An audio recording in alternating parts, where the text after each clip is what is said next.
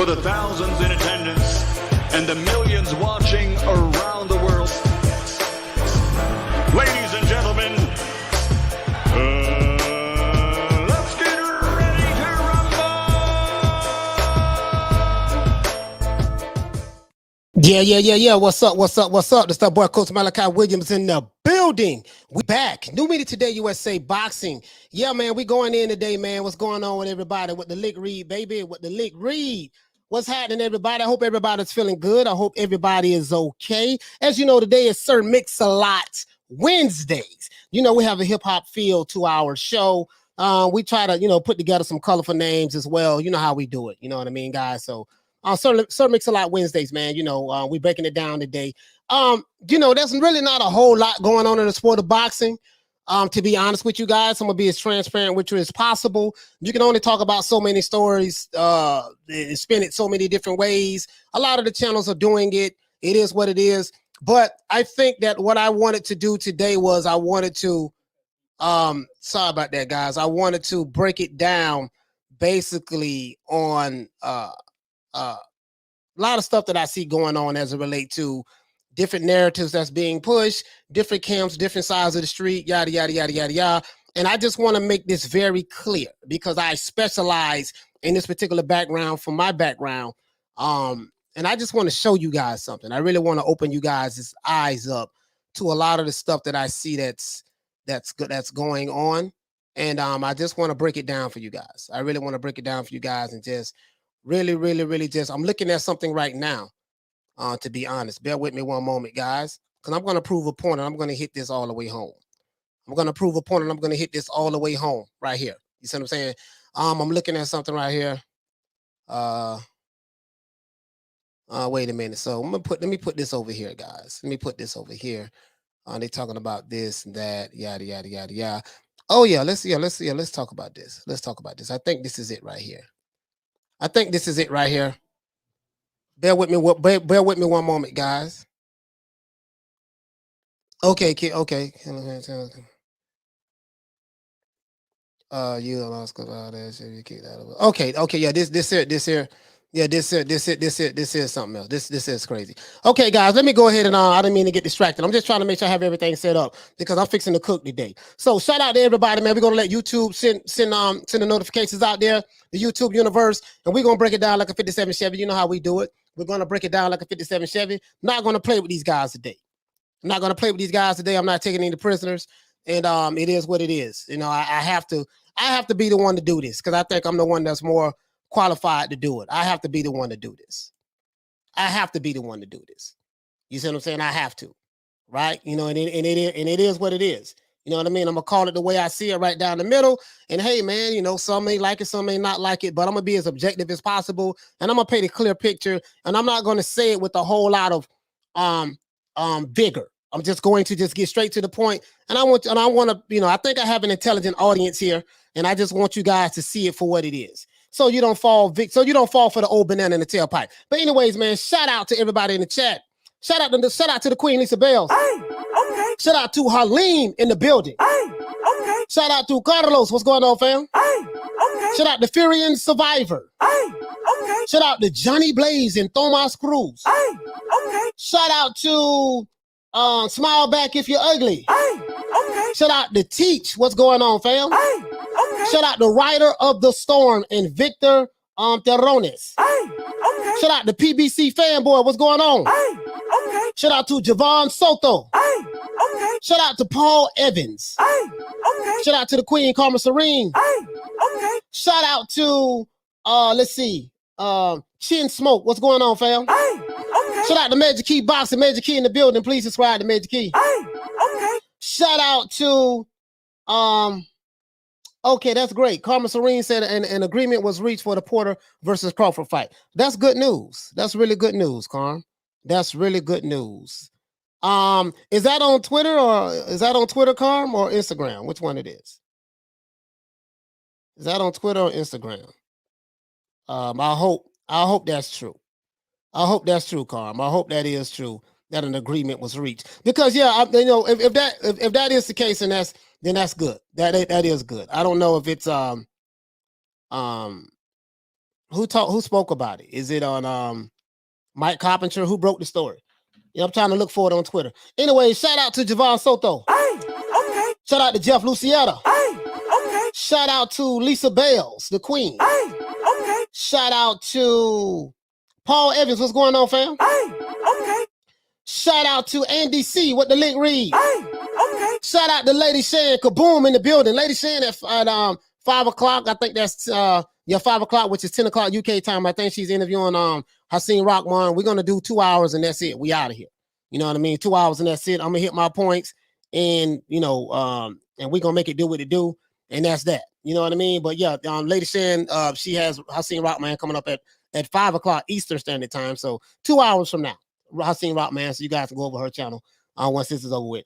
Shout out to my brother Charlo. Hey, okay. Shout out to JBN on Boxing News. What's going on, fam? Hey, okay. Jeff Lucietta with the lick read. Hey, okay. Shout out to DJ. DJ, what's going on, fam? Hey, okay. Dennis, what's going on, fam? I ain't seen you since 1979. What's up, brother? Hey, okay. Shout out to Teach. What's happening? What's happening, Teach? Teach, what's going on? Shout out to Rob Rib Shows. Hey, okay.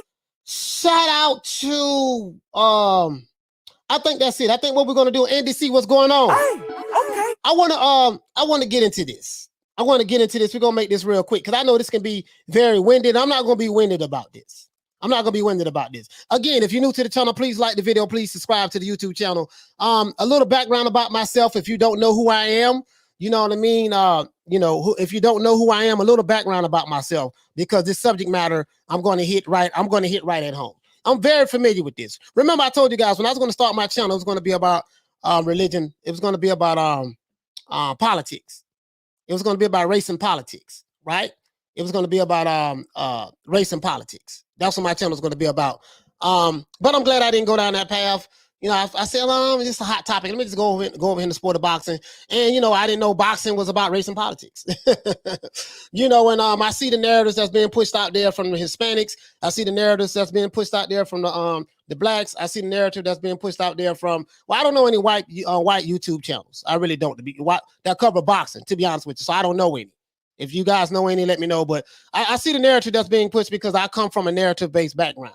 Once again, as I told you guys, my mother was a Black Panther. Right, my mother was very militant. I became very radicalized and militant, which opened me up to join the Nation of Islam with my grandfather.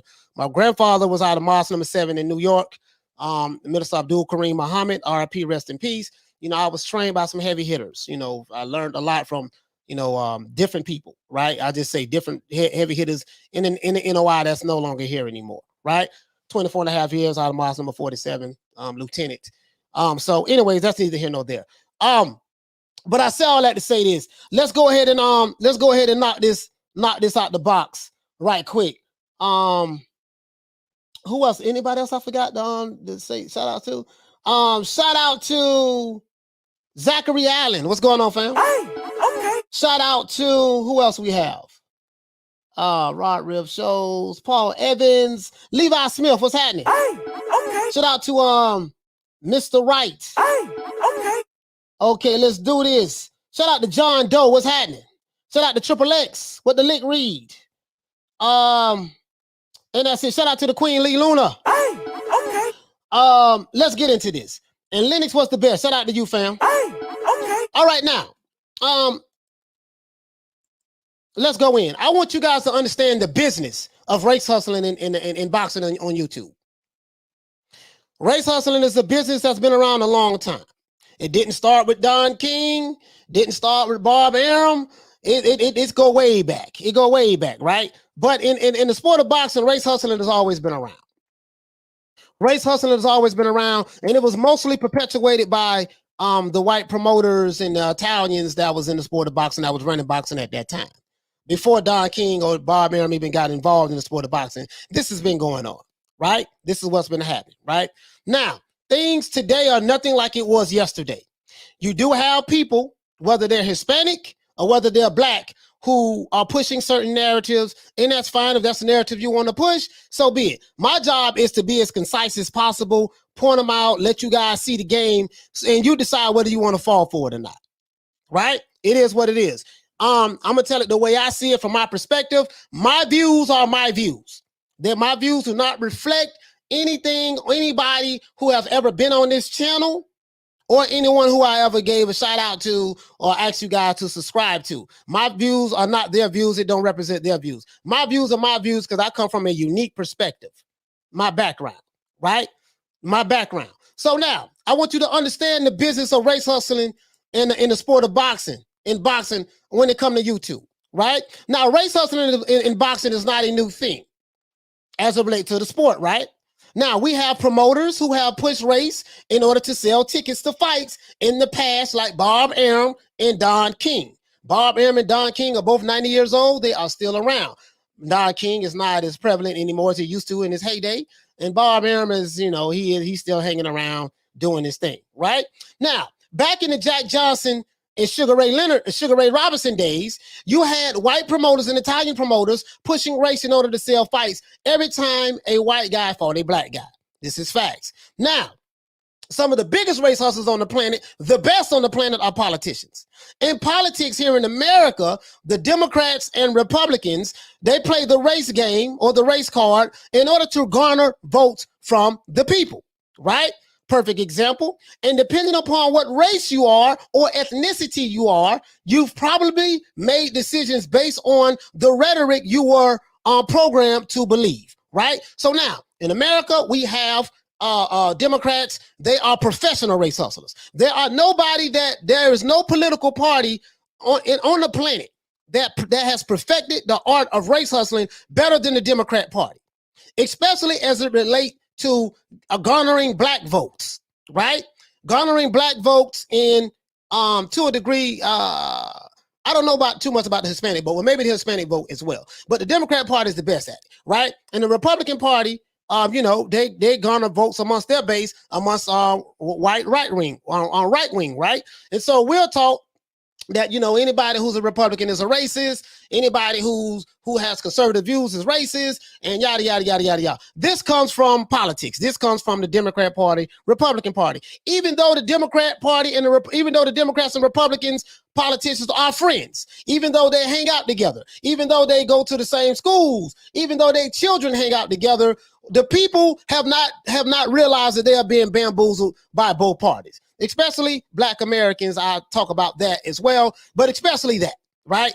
And just and white Americans as well. So this is what goes on. So I'm not to get into politics, but I just want to give you a backstory of what I'm talking about, right? So now they talk about the race hustler. You see what I'm saying? Now politics have seeped its way into the sport of boxing. This is what it is. And depending on, as I said before, what your ethnicity is or race you are, you probably make decisions based on the rhetoric, because we're hearing a lot of rhetoric on YouTube that you were programmed to believe, right?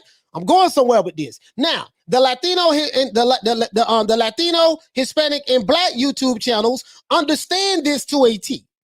And they play the race card to perfection for their own personal gains, whether it be money, super chats, whether it be fame, whether it be to get a lot of views on videos. This is what the Latino, Hispanic, and Black YouTube channels, not all of them, but you know who they are, right? They play this card. They understand this to a T. And they play this card in order for their own personal gain. Some people may get offended by what I'm going to say. I do not care. I have to tell it the way I see it. I'm not here to make friends. I'm here to tell the truth, the unadulterated truth, and that's it. You don't have to agree with it. You don't have to like it, but I'm still going to tell it the way I see it, right? Now, whether that personal gain is for money, whether that personal gain is for fame, subscribers, or views, it's all subjective to the individual or the group who is pushing a certain narrative. Now, let's break this down so that I can give you a clear picture of what I'm talking about. If you're new to the channel, please subscribe. If you are new, please like the video and know that we do have the merchandise coming. You see what I'm saying? Now, I'm going to break this down and I'm going to give you some goddamn good examples of what I'm talking about. It is what it is. It is what it is. Shout out to everybody. And and while we doing this, let me do this, man. Before I start to cook, let's give everybody a round of applause.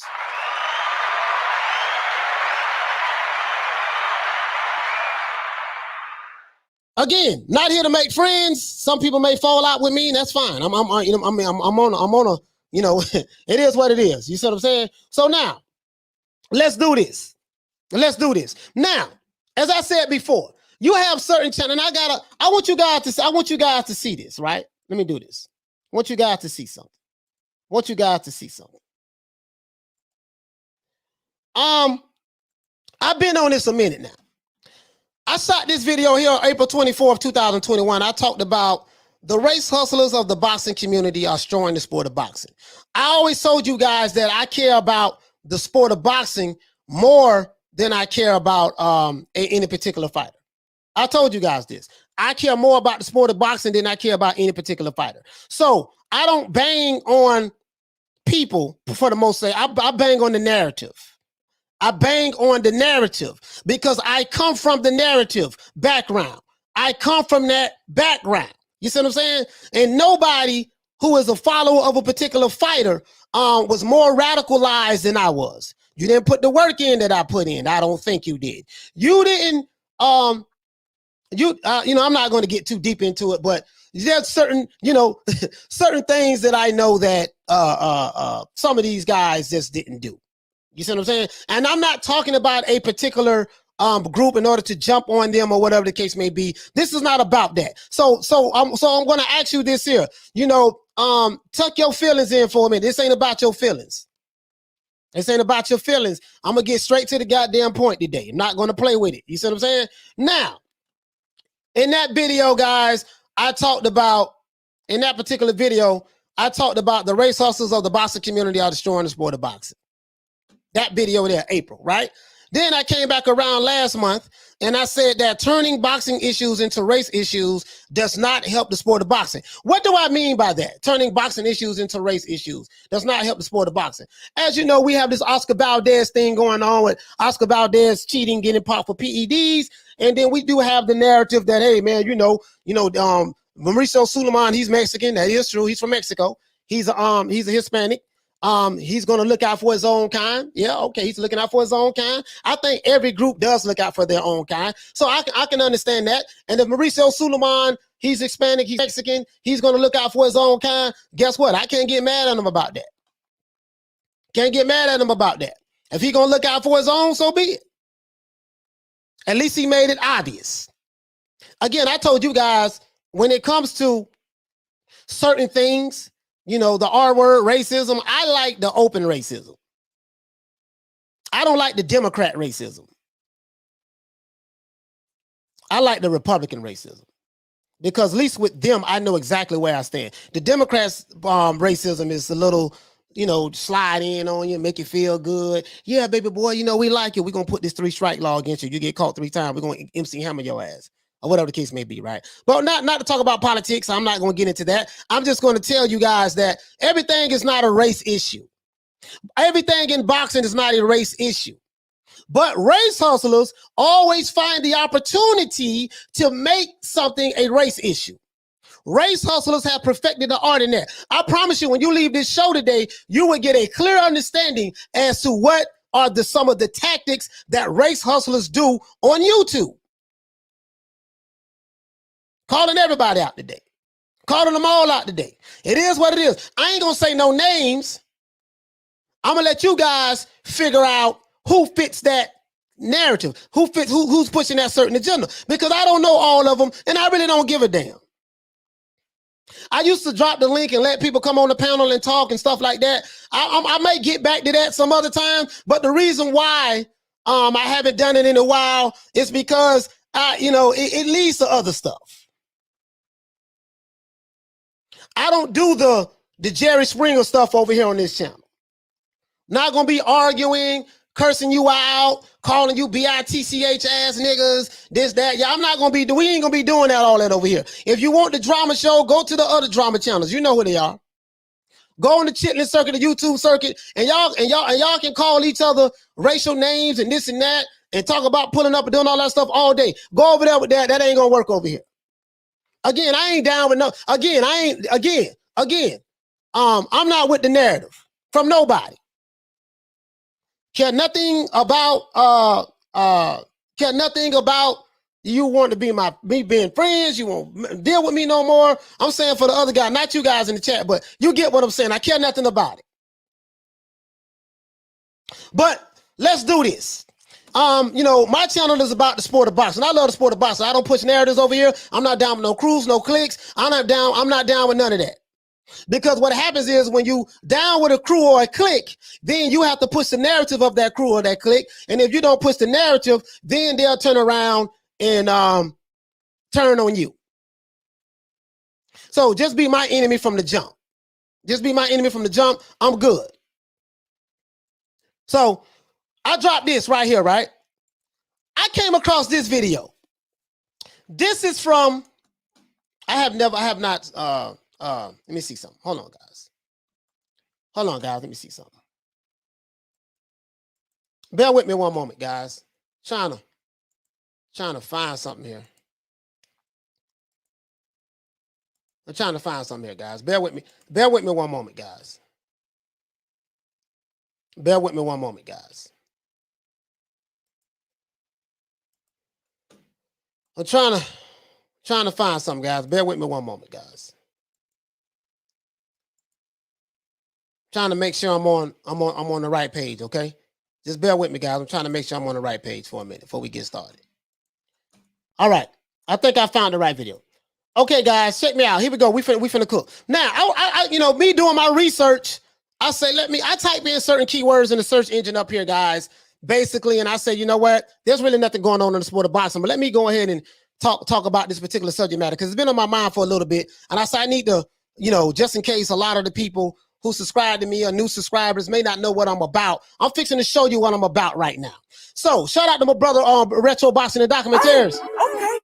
Please subscribe to this channel. Now, Andre Ward first take on training Caleb Plant for Canelo Alvarez's fight. Floyd Mayweather green print. Now, I told you guys about keywords and how certain, you know, I'm a copywriter. A copywriter is someone who you know, who basically, to sum it up, a copywriter is someone who know how to use words in order to sell things, in order to entice people to buy certain products. That's what a copywriter is. It sells in pen form, pretty much. I went to copywriting school.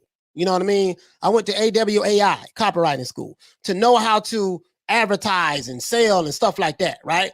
So that's a little background about myself with this, right? So basically, you know, I came across IKey TV.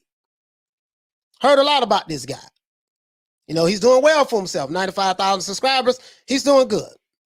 He's been around for a little bit. Came up on the Dante Boxing Nation. I remember when I used to subscribe to Dante's Boxing Nation, probably like maybe 2016, somewhere around that time. I think I remember seeing this brother on Dante's panel. But I want to show you guys about about spotting the race hustlers, the understanding the business.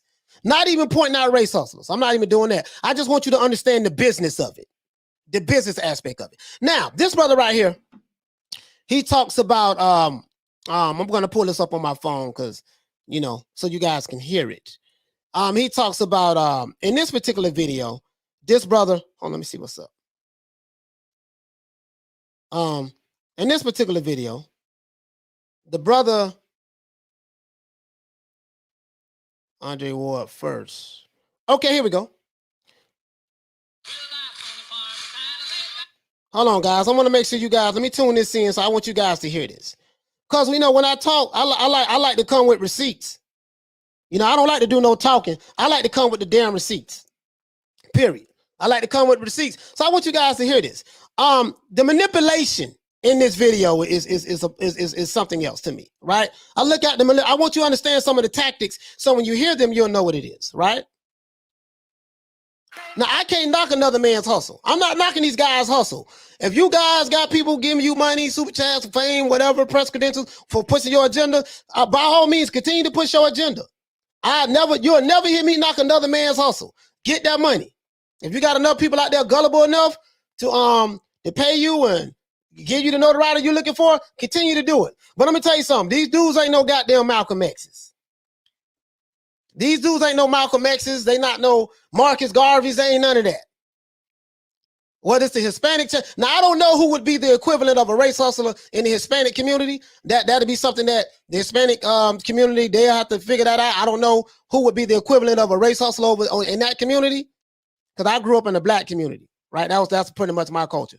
My dad is Black American. My mother is Black Dominican, right? But I grew up in American Black culture, belief system, stuff like that. So anyway, Black American culture. But anyways, so I want you guys to, you guys decide. I want you guys to hear some of this. I'm finna go deep. It's gonna be quick though. I'm trying to get rid of this damn commercial that's on this phone because I don't want to play it from the computer. I want you guys to hear this. All right, let's go.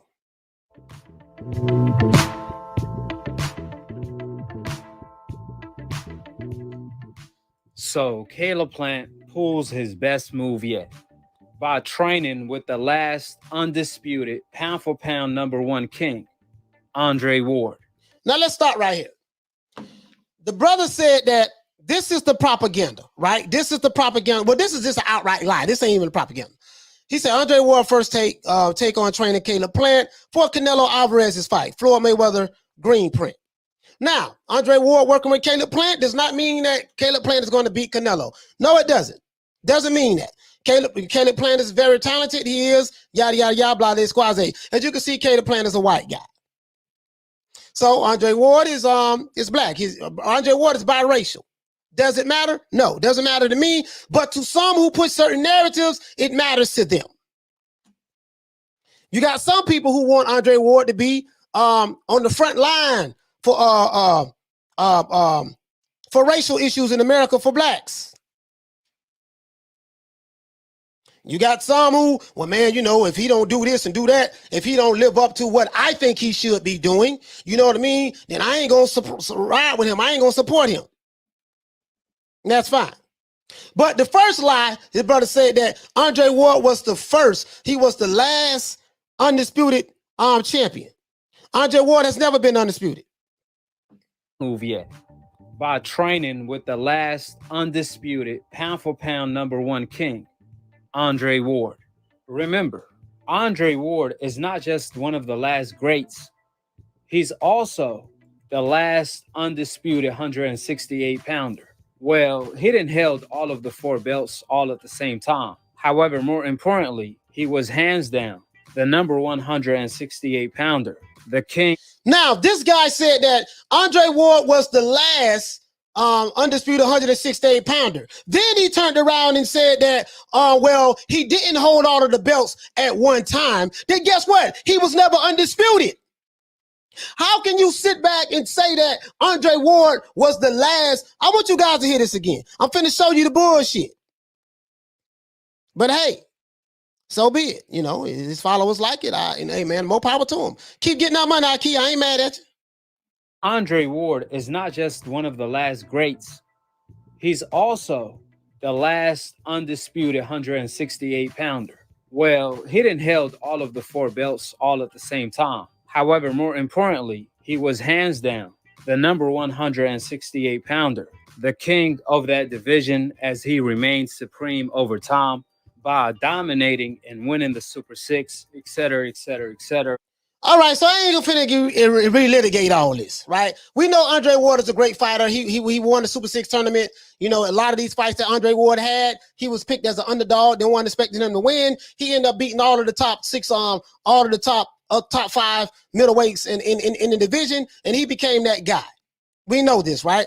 But the brother just flat out lied, said that Andre Ward was undisputed super middleweight champion of the world, and he never was. But then he turned right back around in the next breath and said that, well, he didn't hold all the belts at one time. Well, if he didn't hold all the belts at one time, how in the hell was he the undisputed at super middleweight in one breath, but then the next breath you acknowledge that he never held all the belts at one time? You see the bullshit, right? Now where am I here? Because I see a lot of the Hispanic channels, some of them, not all of them, some of them. So just some in the comments as well. They're mad that Andre Ward is training Caleb Plant, and they're taking it personal. Some of them, they're taking it personal, right? Because they are Canelo Alvarez's fanboys. So you have the Canelo Alvarez fanboys, the ones who are taking it very personal, who are highly upset. And from what I've been seeing some of these people's chats, highly upset, saying all kind of crazy stuff about Andre Ward, you know, because he's training Caleb Plant to fight Canelo Alvarez. Listen, I get it. You're Canelo fanboy. That's fine. That's what you want to do. I don't give a damn about fanboys myself. Y'all know how I feel. I detest the fanboy, but I get it. And you have some fanboy channels who are pushing this same thing. You have some fanboy channels that's really, really going off on this guy. All because he's preparing this guy to fight Canelo. What does it mean? The guy needs help, preparation. That's all it is. Nothing more, nothing less. And to the point to where some of them are even trying to make it racial. Race has nothing to do with this, but guess what? You have to understand the business of race hustling in the sport of boxing. In order to, the business of race hustler is you have to have a narrative. And the narrative has to be something that taps into the emotion of the human being or the group of people who you are looking to get a response out of. So in order to be, when the business of race hustling deals with pushing a certain narrative for personal gain, profit, subscribers, views, clout, fame, whatever, super chats, whatever that personal gain may be, this is the business of race hustling. Whether it's coming from the Hispanic side, or whether it's coming from the African-American side, or whether it's coming from the white political side, wherever side it's coming from, it's all about pushing the narrative that for personal gain. That's what it's all about. Understand that. First, politicians are excellent at it. Ask the Democrat Party. They are masters at it. No one has mastered the art of race hustling better than politicians. None of them. Nobody. They the best at it, in my opinion, right? So now, let's keep going. Let's keep going. Let's see what this other brother got to say still, though. It wasn't until he moved up to 175 to fight Kovalev, where he ended up crushing the Crusher as well. Nevertheless, both fighters gave their reaction to this union. Caleb Plant stated, quote, "Aiming right for the head. I'm not aiming to please." Oh, we're not going to get into all this stuff here, right? So we know Aki TV, his whole thing is he's pushing a race-based narrative. One, he's too light-skinned to be racist, to try to be pro-black. He's too light-skinned to be pro-black, but anyway, that's neither here nor there, guys. That was a little side joke. But anyway, let's move on. Let's move on. I came across this other video. Now, as you guys know, Fred from Barbershop Conversation has been on my channel before. And I heard a lot about Fred. Myself heard a lot about the brothers and ran across some videos to support some of the things that I heard about him. But I'm not going to talk bad about the brother. I have his phone number. I can call him up and talk to him myself. But I'm just trying to get to a point here as it relates to Andre Ward. I'm trying to prove a point as it relates to Andre Ward and understanding the business of race hustling. And this is what Andre Ward said. Let's look at, we're going to start here at the 135 mark, right? I want you guys to hear something. I'm going to address everybody in the chat. I promise you. Everybody in the chat, you're going to get your opportunity. I promise you that. I'm going to make this as quick as possible. Andre Ward, what do you, let's go to Andre. Let's go to Dre Day. Let's go to Dre Day. Again, boy, it might be some people who might be upset, but it is what it is. Here we go. Might upset some narrative pushers, but that's okay. You're using the wrong word. Hold on. Let's go here. Okay. Let's go here. You make phone calls. You don't text. And I say, you know what? I'm coming to see you. Now, this is a video that Fred did a couple of years ago with Andre Ward. Now, as you know, Fred is a diehard Deontay Wilder supporter, right? He loves Deontay Wilder. And basically, with the personality worshiping and the fanboyism that's going on in the sport of boxing, as it relates to Canelo Alvarez fanboys, as it relates to Deontay Wilder fanboys, Tank, Errol Spence, as it relates to that, the fanboyism is at an all-time high. Tyson Fury fanboys as well. So we're going to throw him in there as well. So what's going on is this particular video, I just ran across it. You guys, I've been doing this for 8 months. So basically, Fred is pretty much confronting Ward because he felt like that Ward disrespected Deontay Wilder by saying that, hey man, listen, I don't know if Wilder want to go back down that path again to fight Tyson Fury. After the display that the boxing clinic that Tyson Fury put on Deontay Wilder on 2018. That's all he said. That's all he said. That comment was immediately made racial. That comment was immediately made racial. Now, as you know, Andre Ward is biracial. He has a white father and a black mother.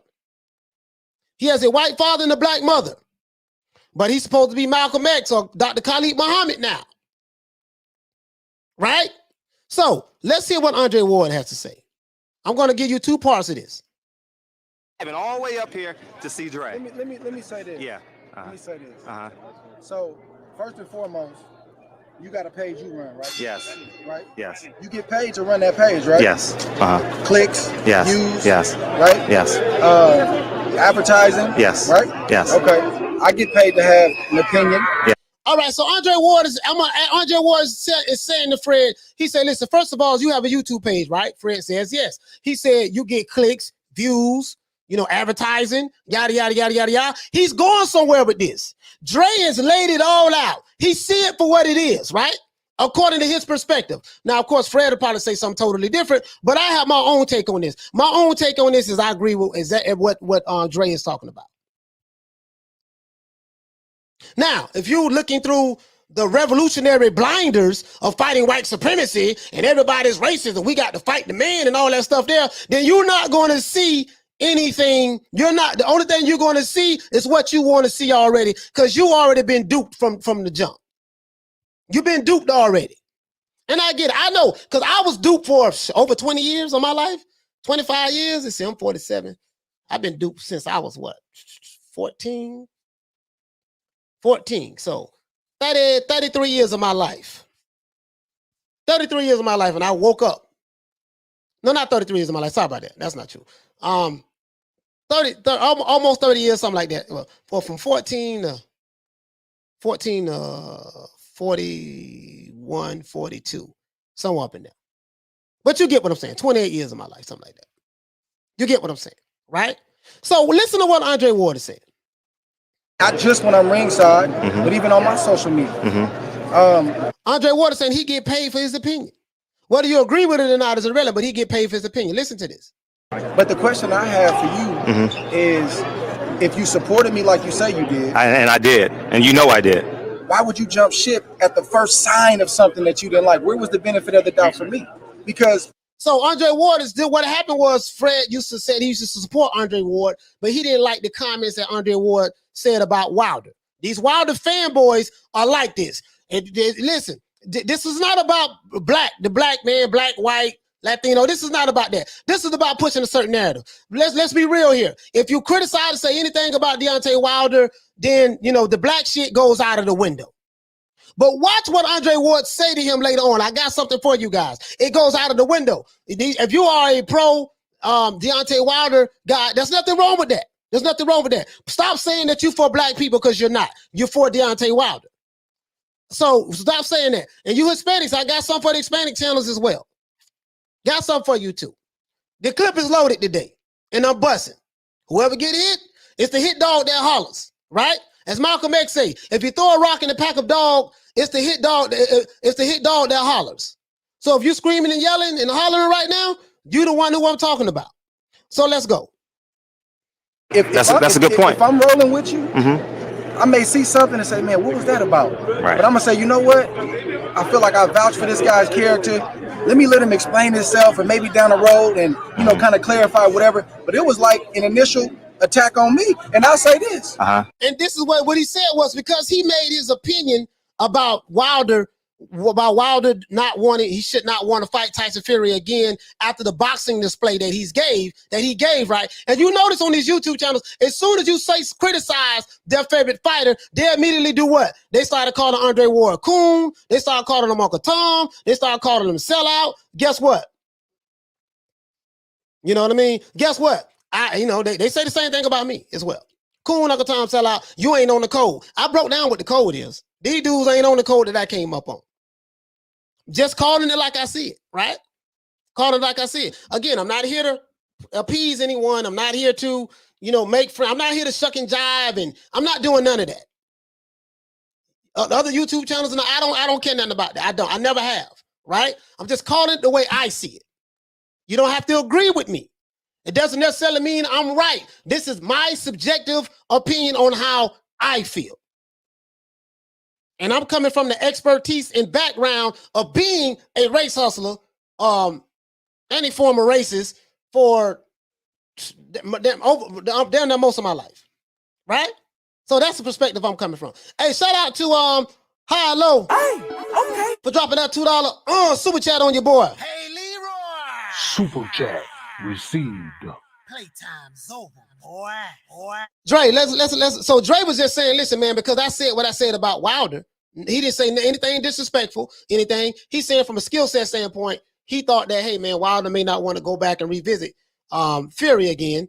And then immediately he got attacked by the Alphabet Boy community and their supporters. He immediately got attacked, got called coon, Uncle Tom, sell out, yada, yada, yada. And these channels was putting out negative titles about Andre Ward. This is what he's talking about. He's saying, if you really rock with me like you say you did, when I said what I said about Wilder, why I didn't get the benefit of the doubt. Why you didn't say, damn, man, dog, let me get in contact with Coach and see can he clarify what he said by that. They immediately went at him and started attacking him. So he said, if you was really down with me, why you didn't give me the benefit of the doubt and say, you know what, man, maybe Dre didn't really mean that. Let me ask him and clarify that. He didn't get the benefit of the doubt. They immediately, the same channels who said they loved Andre Ward, immediately started attacking him, called him coon, Uncle Tom, sell out, and everything under the book.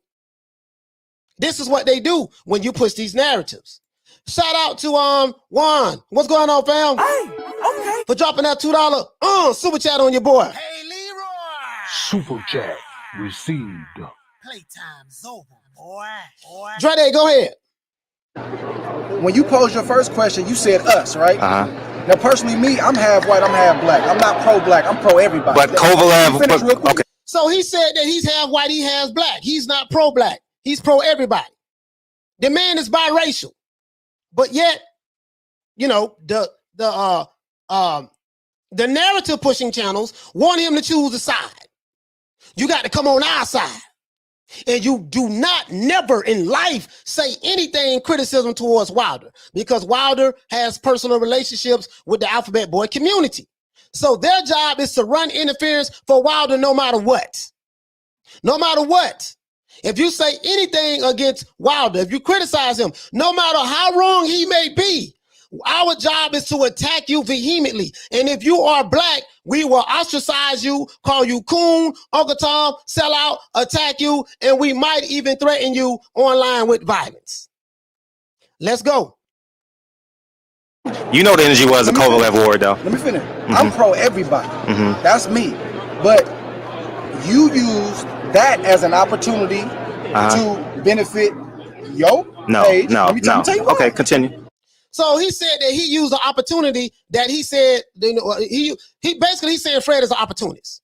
He used the opportunity to what he said about the criticism that he gave Wilder. It wasn't really a criticism, but his critique of Wilder's performance and how he doesn't see how Wilder can beat this guy in a second match. He used that as an opportunity to for clickbait in order to put a video out there to get a lot of views, whatever the case may be. This is what Andre Ward is saying. Now, Fred is saying that Fred is denying it, saying he's not doing that. But go on, just give me some context.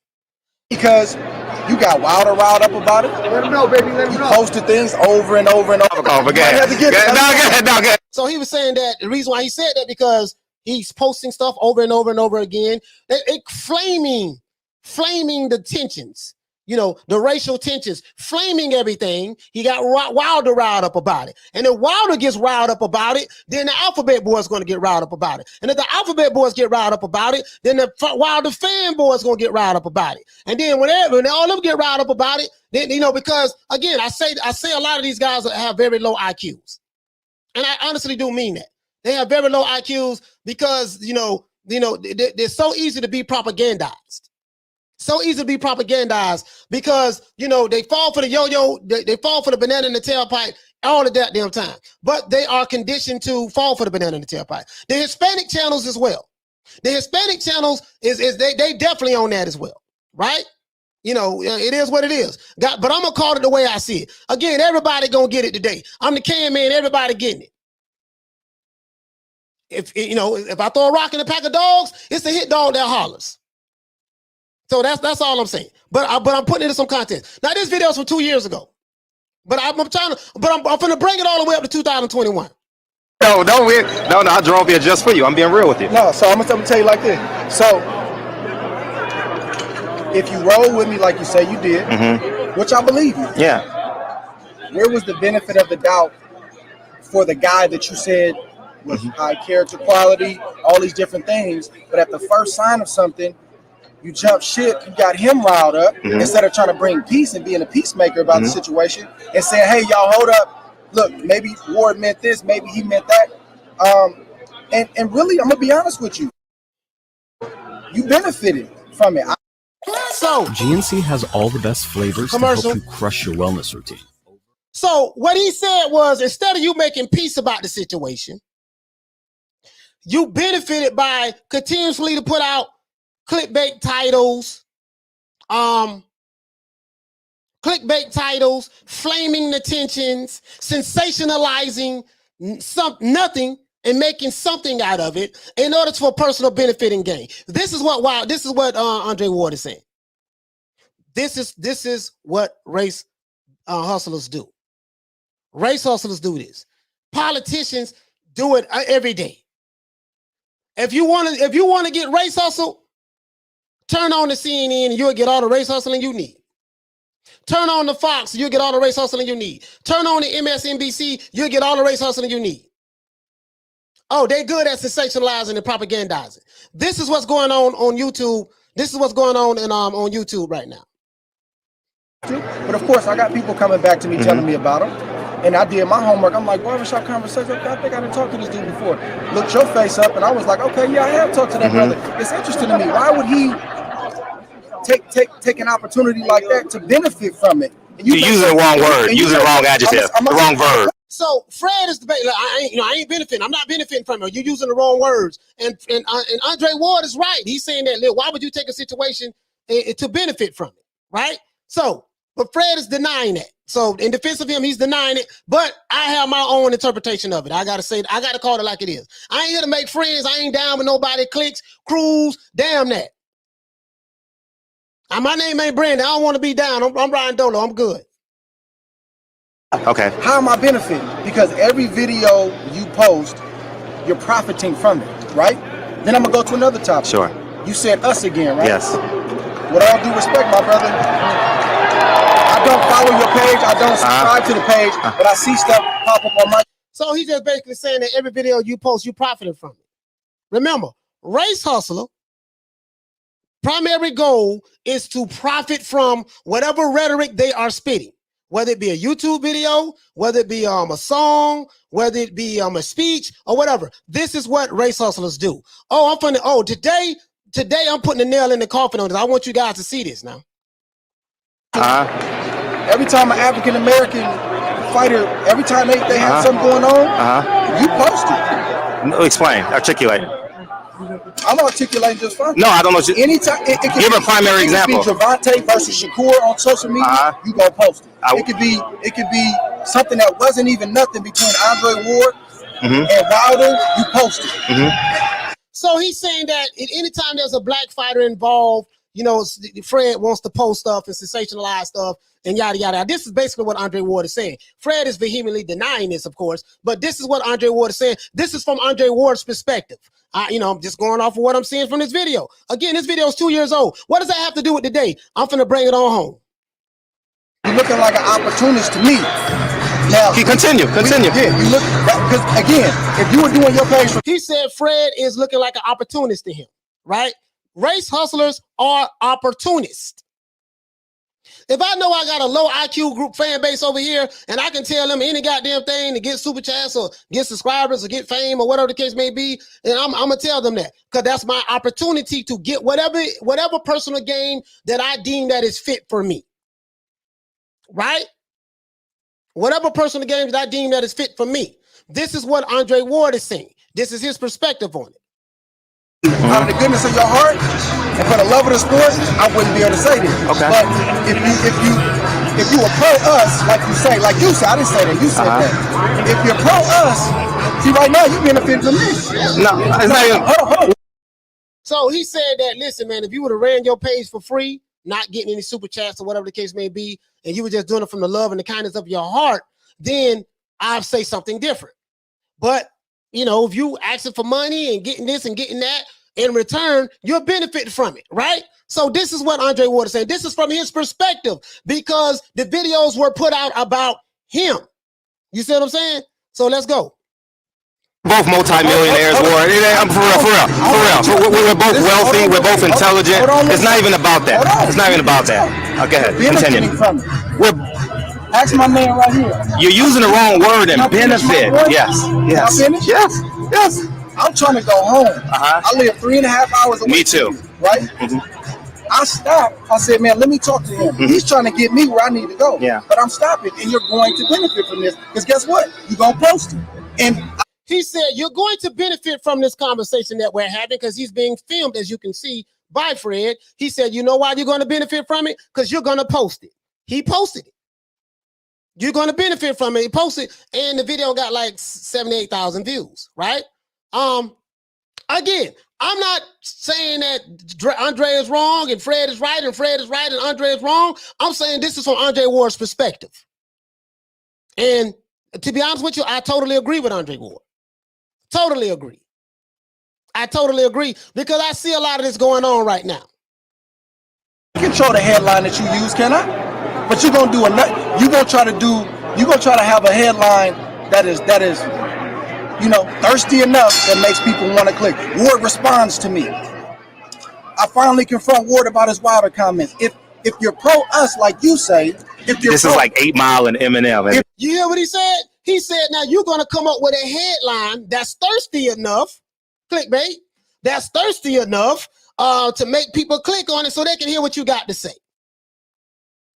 Andre Ward was right because we see all kind of goddamn headlines. We see. As a matter of fact, let me give you an example of some of the headlines. Shit, you know. Let me give you an example of some of the headlines. You know what? This is a hold on. This is a good one right here. This particular video. You know, great debate. Andre Ward and I go in on his tweet. Wilder wouldn't want Fury again. So the Wilder fans gonna get riled up. Oh yeah. You know, Fred debated Andre Ward, the turncoat, the coon, the sellout, for what he said about Wilder, right? But now this headline ain't really that bad. But it really wasn't a great debate. Shout out to my main man Tune in the building. Shout out to Jay. Hey, okay. For dropping that quarter up, bam, this up on your boy. Hey, Leroy. Super chat received. Playtime's over, boy. He said nobody wants to see Wilder get smacked up again. I think Ruiz, White, Usyk, and others give him work. Been exposed. Okay. All right, that's your opinion. I appreciate that. But here, let's finish up what Ward said. No. Okay, continue. And I've said this on my social. I don't talk a lot, but when I do, I want it to mean something. Yeah. If you're so pro us and you're pro black fighters and uplifting black fighters, why do you post negative things about black fighters? Because did you hear that? Oh, you guys heard me talk about this on my show. He said, if you so pro us, if you so pro black fighters, why do you post things attacking other black fighters? Oh my God. Now, Andre Ward said this 2 years ago. I wasn't on the YTBC. I wasn't on YouTube 2 years ago. But 2 years later, hold on. I wasn't on YouTube 2 years ago, but 2 years later, did you hear what he said? He said, listen, if you so pro us, meaning black fighters, why do you attack other black fighters? I.e. Terence Crawford, Top Rank Toby. These so-called revolutionary black channels, race hustlers, Hispanic channels as well, gonna call their ass out too. Gotta call their ass out too. Gotta call them out. You know, if you so pro us, why do you attack us? And I've been saying this, didn't even know nothing about this video. I was just doing some research and stumbled across it this morning. I knew nothing about this video. I'm like, damn, I'm saying the same shit that Andre Ward said 2 years ago. That's the telltale sign that these guys ain't no revolutionaries standing up for black people. Because if you were standing up for black fighters, you would never call Anthony Joshua Uncle Tom. He black. Oh, but he from the UK. He ain't really black because he from the UK.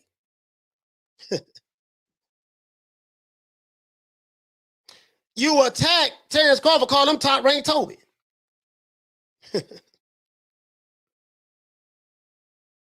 But you pro-black. I'm for black fighters. But y'all attack black fighters.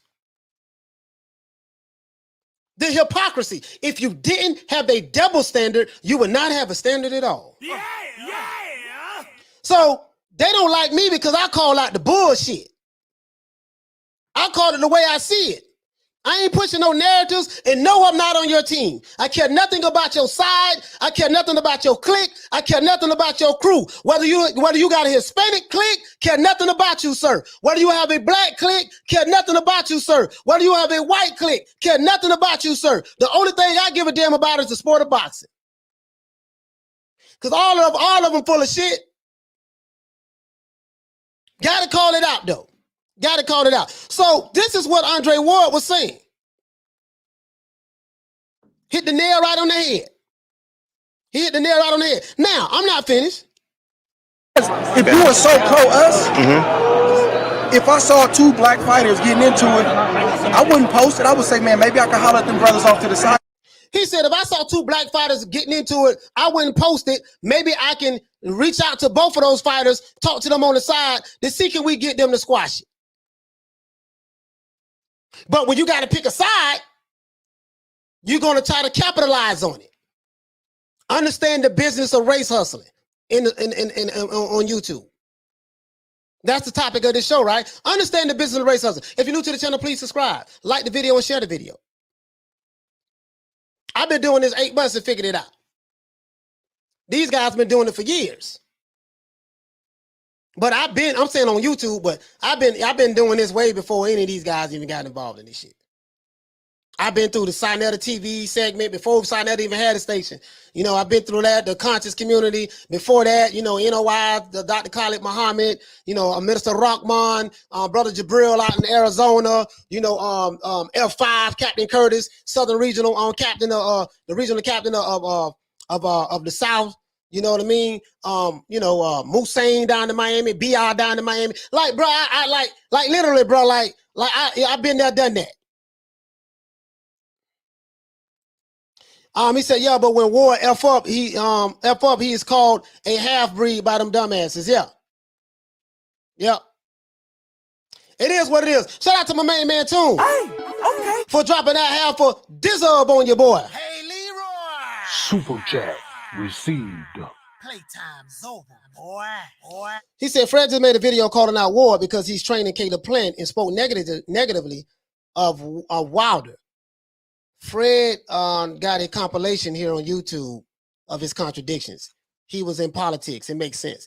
Yeah, Ward ain't never said nothing negative about Wilder. Never. You see what I'm saying? He said, I heard a half-breed called Ward a half-breed on one time. These guys are confused. Very confused. Very confused. All of them full of shit. All of them. The Hispanic channels too. All of them. They're all of them. Listen, understanding the business of race hustling on YouTube. Understand this, guys. Now, it's another part in this video I want you guys to hear. I said, man, y'all shouldn't be doing it. But every time, oh, so-and-so responds to this person. So-and-so says this about this person. So it makes me scratch my head, my brother. And I've done that. Here you go. So he talked about that. And that's the same thing I said. I say, listen, if we got some kind of code, right? If we on code, we got to be on code. Don't say, goddamn it, the code is we all blacks got to stick together. Don't say that. Just say we got a Deontay Wilder code. We know what it is. It's a Deontay Wilder code. If you mess up and say anything criticism of Deontay Wilder, they will attack you. So stop saying you on this black code. You niggas ain't on no black code. You are on a Deontay Wilder Errol Spence, and Tank Davis code. Primary Deontay Wilder. If Deontay Wilder say some crazy stuff like, you know, one day I want to experience what it feels like to get pregnant and have a baby, and if I was to come out and talk about that, they won't mention that. But I would get attacked with so much vigor by saying, man, you know, I'm just repeating what your man said, what your king said, right? I don't know what part of the revolution is that, men getting pregnant, having babies. I don't know what part of the revolution is that, sir. But, you know, from where I came up and how I was raised, you know, we don't get down like that. But the fact of the matter is, you guys who've been following me, you heard me say this time and time again. You know, my problem is you attack black fighters. You can't be pro-black revolutionaries. We're going to attack Whitey, the white man, and we're going to come together as a whole while at the same time finding ways to divide your group because they don't agree with you. It's crazy to me, right? So I point out the contradictions. I don't mind you calling me the coon. I don't mind you calling me the Uncle Tom because I know the historic Uncle Tom. You guys only know the Hollywood version of Uncle Tom, but that's neither here nor there. I don't mind you calling me all of that. I got big shoulders. I can handle it. I can handle whatever smoke y'all come my way. Doesn't matter to me. I'm good on this side of the yard. I really am. I'm good on this side. Andre, finish it up. I never said I that. see that same energy when Abel Sanchez said when he just look. You said when he said. Oh, I called Abel. I did a 2-hour interview with Abel. 2 hour. I only want to speak out about. I did a 2-hour interview with Abel. Post that video? Yep. I went live. 2 hours. Post the video I did with Fight Hype about that. Or did you comment on it? If I did, yes. It was like, yeah, I did. I believe I did. We all in that time. We all. I confronted him about it too. So I'm gonna end it with this. I respect what you do. I appreciate what you do. Listen, Deontay Wilder, if he don't know, he should already know, man. Listen, I have the utmost respect for that man and any man that gets between them ropes, because guess what? I understand in a way that you can never understand what he's going through. I can't. So Andre Ward said that he said that Deontay Wilder knows him personally, whatever the case may be. You know, he has a great deal of respect for Wilder. He said that Wilder can always reach out to him. I think that's what he said. And he said that he understands what Wilder's going through better than Fred do, because Wilder's a professional boxer and Andre Ward was a professional boxer. So he understands Wilder. He understands the fight game a whole lot better than someone like me who has a YouTube channel and anyone else in the chat who have never boxed before. And this is what he was saying to Fred. Yeah, but what I can dispute with Kovalev up against his fight was it's pretty similar in terms of the energy. Pretty about race, not me. He said Fred made it about race, not him. This is the telltale sign. See, he made it about race. Remember the Andre Ward Kovalev situation? That was very racial tension there. Kovalev was supposed to be the racist Russian. He said some suspect things in the past. Andre Ward was the black man. So everybody, I guess on YouTube, I wasn't on YouTube at that time, had to get behind Andre Ward, right? So Fred is basically saying, we got behind you when the kitchen got hot with the Kovalev situation, so you were supposed to got behind us and supported Wilder. But Andre Ward never not support Wilder. He just gave his personal opinion about why he feel like Wilder does not want to get back in the ring with Tyson Fury based on the performance that Tyson Fury put on in the first fight. That's all it was. And then he said, Fred, you made it about race. That's the key thing. Race hustlers always find an opportunity, i.e. opportunities, to make every situation about race. I.e. this is why I said right here in this video, turning boxing issues into race issues does not help the sport of boxing. Turning boxing issues into race issues does not help the sport of boxing. But a race hustler always finds an opportunity to make a situation about race, for whatever the reason may be. Now, whether you agree that Fred is a race hustler or not is irrelevant. I leave you guys to interpret that. And I'm not even going to say that he's a race hustler, because I got to do some more investigation into that, right?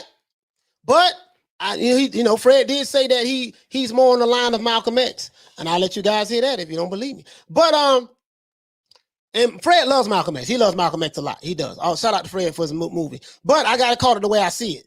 I ain't here to make no friends. Not here to make friends. Hey, okay. Shout out to Toon for dropping that half for this up on your boy. Hey, Leroy. Super chat received.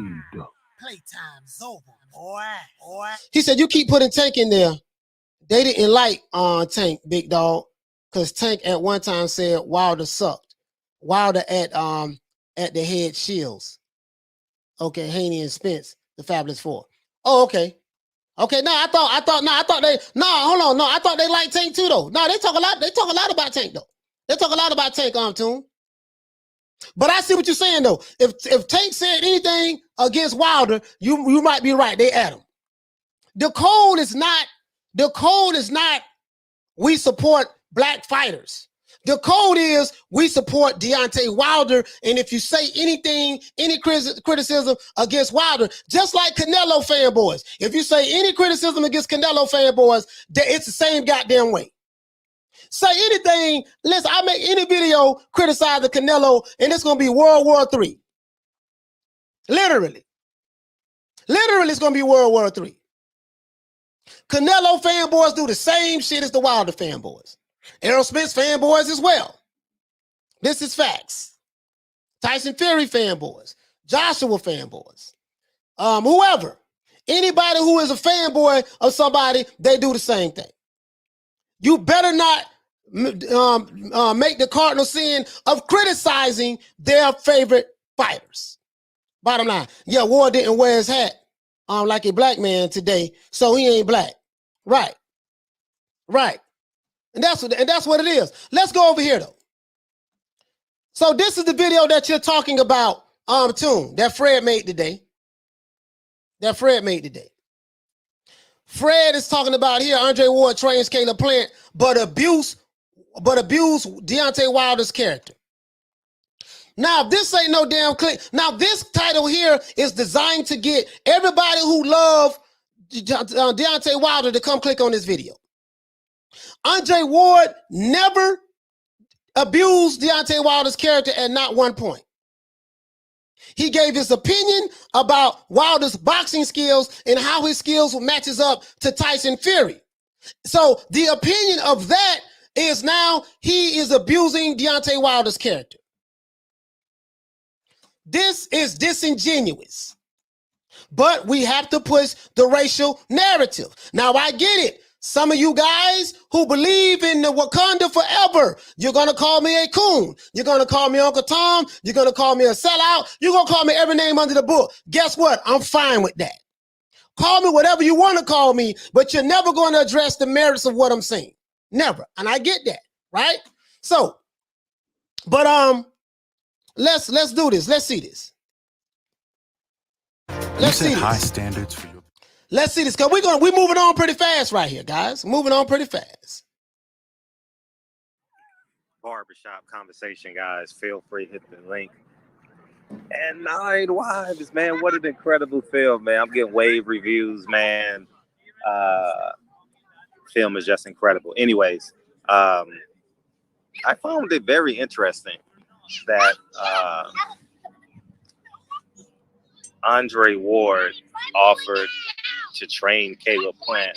Now we back on Andre Ward 2 years later.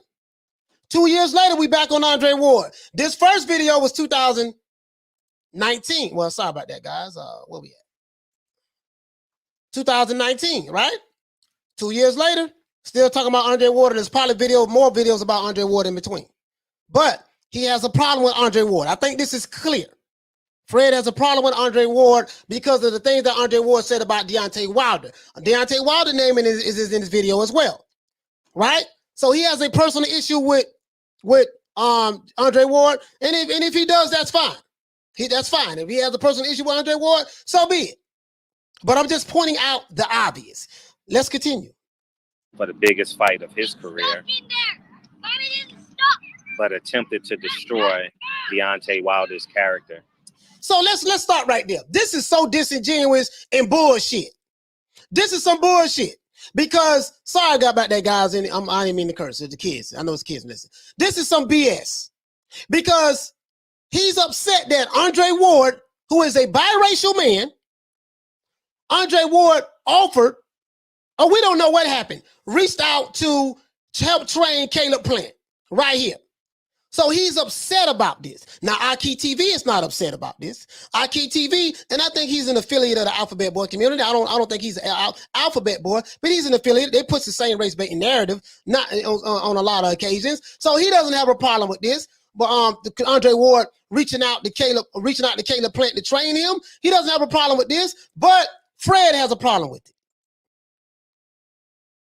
and he says that he has a problem with, he find it funny that Andre Ward reaches out to Caleb Plant, who is a white guy, who is a white American. He find it funny that Andre Ward reached out to Caleb Plant, but he didn't reach out to Deontay Wilder. Now, how do you tie Andre Ward, Caleb Plant, and Deontay Wilder together? What in the hell does Deontay Wilder have to do with Caleb Plant? Nothing.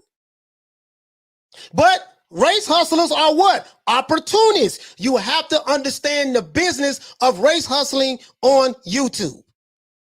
That's the title of this video, pointing out something. In order to be a race hustler, you have to do what? You have to have a certain narrative that you are willing to push at all costs. Race hustlers, do they appeal to your intellect? No, they appeal to your emotions. Anytime someone appeals to your emotions, they do not have your best intent at heart.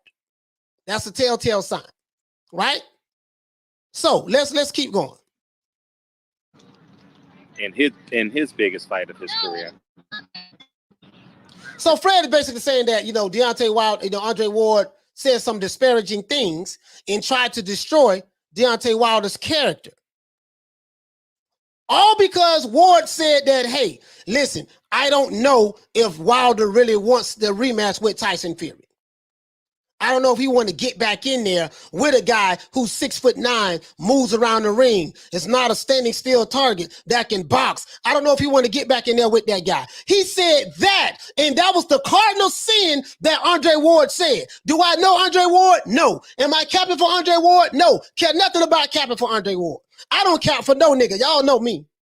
I ain't down with nobody. I'm down with the sport of boxing. And if you down with the sport of boxing, then guess what? I'm down with you. If you down with race hustling, race baiting, and you down with pushing certain narratives, guess what? I ain't down with you. And that's fine. Everybody can be all right with each other. I'm fine with that. I have no problem with segregation myself because everybody can get along. I have no problem with that. Sometimes it's good to segregate yourself from certain people with certain mindsets. You understand what I'm saying? Sometimes it's good to do that. Shout out to Tune for dropping that quarter over this on your boy. Hey, Leroy. Super chat received. Playtime's over, boy. He said, you do know that they bash Floyd too because Floyd has never spoken highly of Wilder and picked Fury to beat Wilder. They push the jealousy narrative. Yeah, I know that. I know that. You know what I mean? Joe said, is IBFP a race hustler? I don't know if he's a race hustler, but he is definitely racially biased. Yeah, he might say a good word or two about a black fighter, but that's a Canelo fanboy, though, in my opinion. He's definitely racially biased. Definitely. You'll never pretty much hear a video of him, from my little research, of him attacking any Hispanic fighter. Never. And if he has, then I don't know. He's been around longer than me. So if he has, so be it. I might be wrong on that. But you'll never see that. Never. For the most part. But I don't follow the guy, so. Anyway, let's keep going though. Interesting to you? Caleb Plant's in this gym working out, which I have no qualms with. I think Caleb Plant should go with who he trusts, and obviously Andre Ward has great value, gold medalist. And you know his resume. But I find it very odd that the first comment he made about Deontay Wilder, who was more accomplished than Caleb Plant, to say he wouldn't want the rematch after the draw. Now, the comments, now listen to what Fred said. The comments that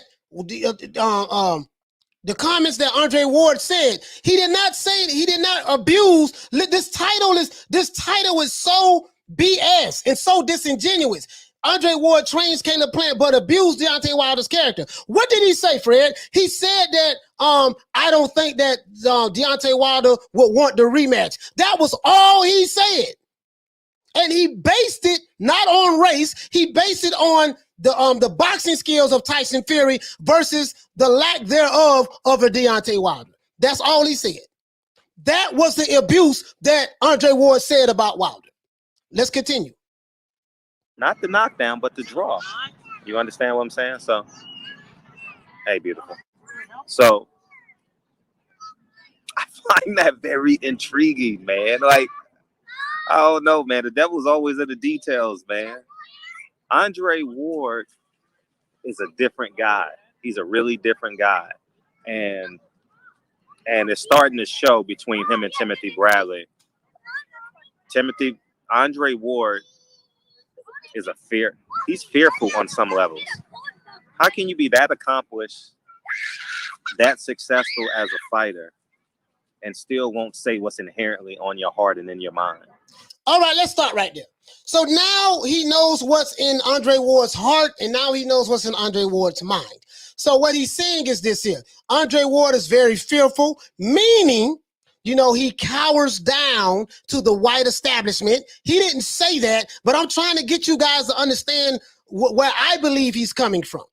He cowers down. He won't stand up for the cause and speak on issues that we feel, the LDBC, the Alphabet Boy community, or the pro Deontay Wilder supporters, what we feel he should do. So he's a fearful man.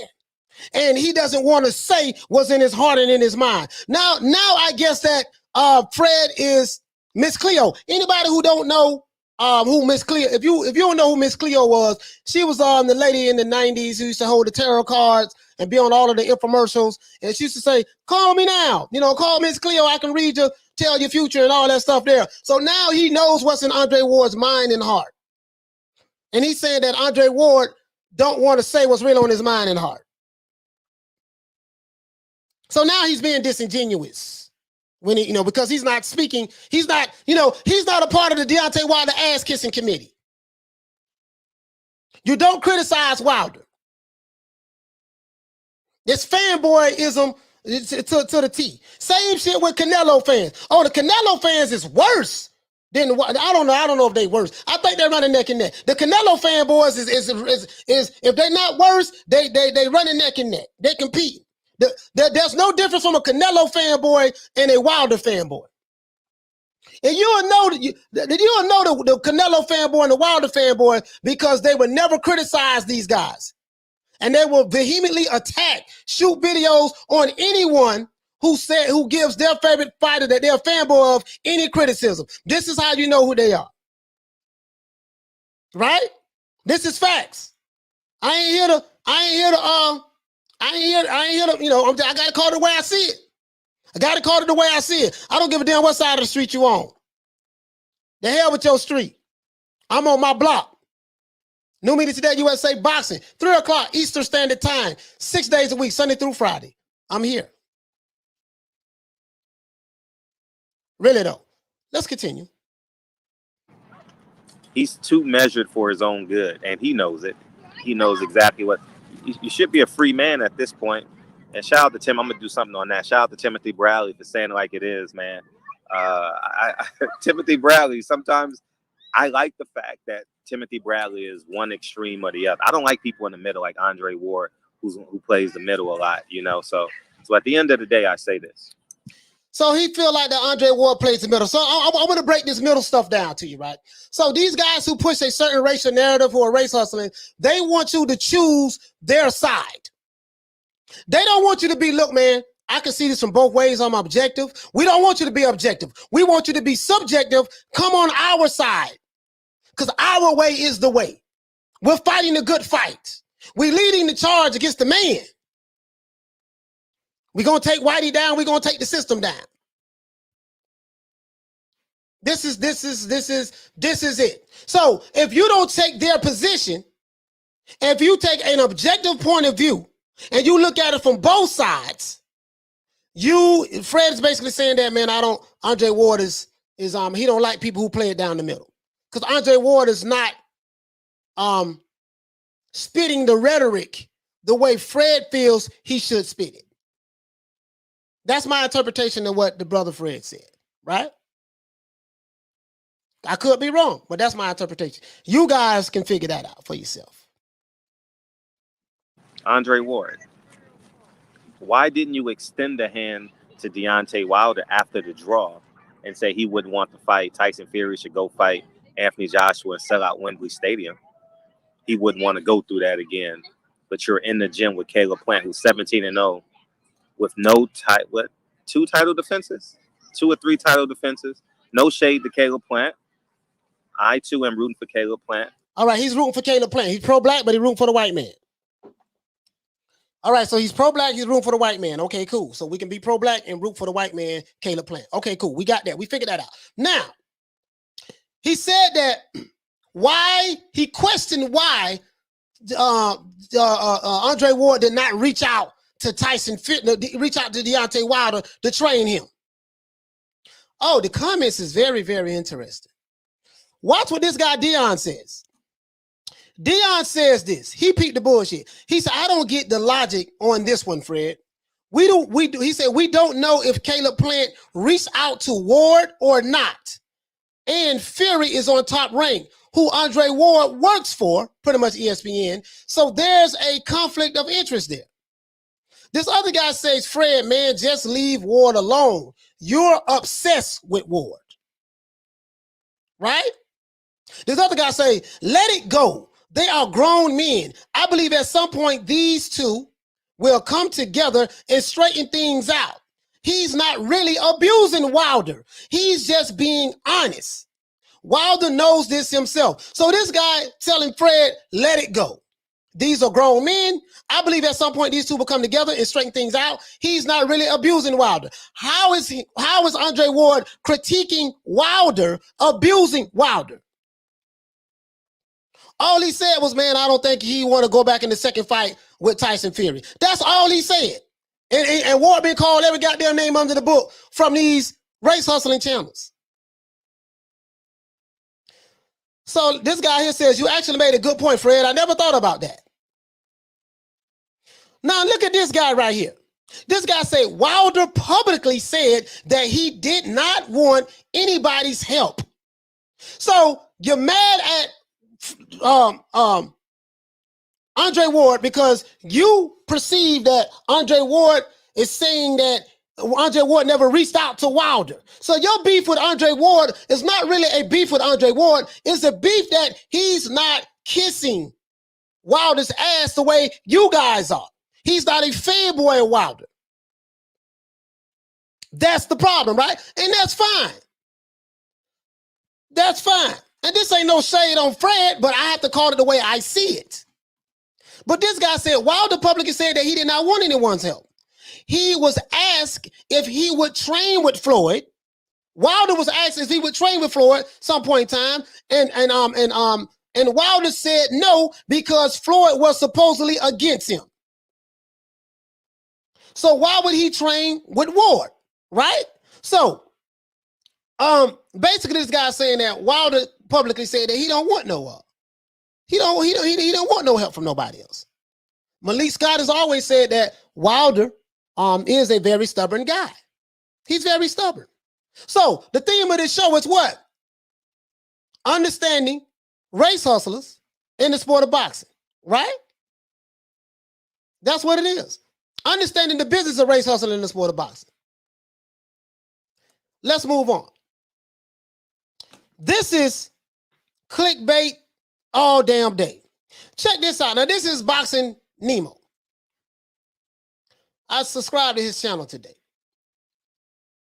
Let me unsubscribe. Now, Adrian Broner suspended by the WBC. Valdez fails, no suspension.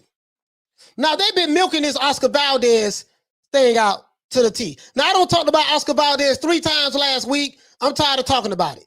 There's only so many different ways you can spin a narrative. Guess what? The man is dirty. He got popped cheating. The WBC, they let him get away with it. It is what it is. I get it. Mauricio Suleiman is Mexican. He's from Mexico. Oscar Valdez is Mexican. He's from Mexico. Canelo Alvarez, they tying him into it. He's from Mexico. Eder Reynoso's from Mexico. So all of the Mexican fighters are cheating, and the Mexicans are looking out for each other. I get it. Guess what? This is the narrative that they are pushing. Guess what? And if Mauricio Suleiman is doing that, I ain't got a goddamn problem with it. You want to know why? Because every group look out for their own. Every group looks out for their own. Maybe people who look like me can understand that. But anyway, that's neither here nor there, right? But this is the narrative that he's pushing. Adrian Broner suspended by the WBC. Now, if you didn't know any better, you would think that Adrian Broner just recently got suspended. If you didn't know any better. If you didn't know any better, you would think that based on this title, that this clickbait that this guy has done, I don't know who he is. You know what I mean? I don't know if he's Mexican or what. I don't know what he is, right? But Adrian Broner suspended by the WBC. This is so disingenuous. Clickbait, pushing a narrative. What is a race hustler? A race hustler is someone who pushes a narrative for personal gain. We're going to push this narrative to get a reaction in order to benefit financially from personal gain. Whether it's financially, whether it's fame, whether it's whatever you want. However you personally benefit from it, that's what it is. Whether it's subscribers, whether it's likes, whether it's views, right? Here we go. Brother right here said that Adrian Broner suspended. Adrian Broner got suspended in 2014. Adrian Broner got suspended in 2014 for some things he said. He doesn't clarify that. He's pushing a narrative, right? He's pushing a narrative. Oscar Valdez's situation has nothing to do with his ethnicity. The Oscar Valdez, yeah, I said that. The Oscar Valdez situation has nothing to do with his Hispanic race or ethnicity as a Mexican. It has everything to do with money. In business, the only color that matters in business is green. Canelo Alvarez got suspended for 6 months for getting popped dirty. David Benavidez, he got stripped of his belt twice. Stripped for getting popped dirty for cocaine in his system, and he was 1 pound overweight, and he lost his belt on the scales. Ethnicity is the same as Canelo and Oscar Valdez. Do you know the difference? Oscar Valdez got Bob Arum on his team. Oscar Valdez got Bob Arum on his team. Ain't nobody point that out but my co-host, but Shelton. Shelton is the one point that out to me. That's the difference. Oscar Valdez did not get punished. He got Bob Arum on his team. Canelo got suspended 6 months. David Benavidez got stripped twice. So if you want me to believe the narrative that, hey man, Mauricio Suleiman is Mexican and he's looking out for his Mexican compadres and that's what's going on and this is the racial narrative that's going on in boxing, explain to me why did the Mexican guy Mauricio Suleiman strip David Benavidez of his WBC belt when he got popped dirty? Explain that to me. If you want to convince me that Mauricio Suleiman is doing favors to Mexican fighters to look out for his own Hispanic race, you're going to have to explain to me why did Mauricio Suleiman strip David Benavidez of his belt twice? No, I'm just saying, you know, if you want to get me on your side, now let's move on. Let's move on. If you want to get me on your side, you feel me? This is what I if you want to get me on your side, that's all I'm saying. That's all I'm saying, homie. If you want to get me on your side, you're gonna have to.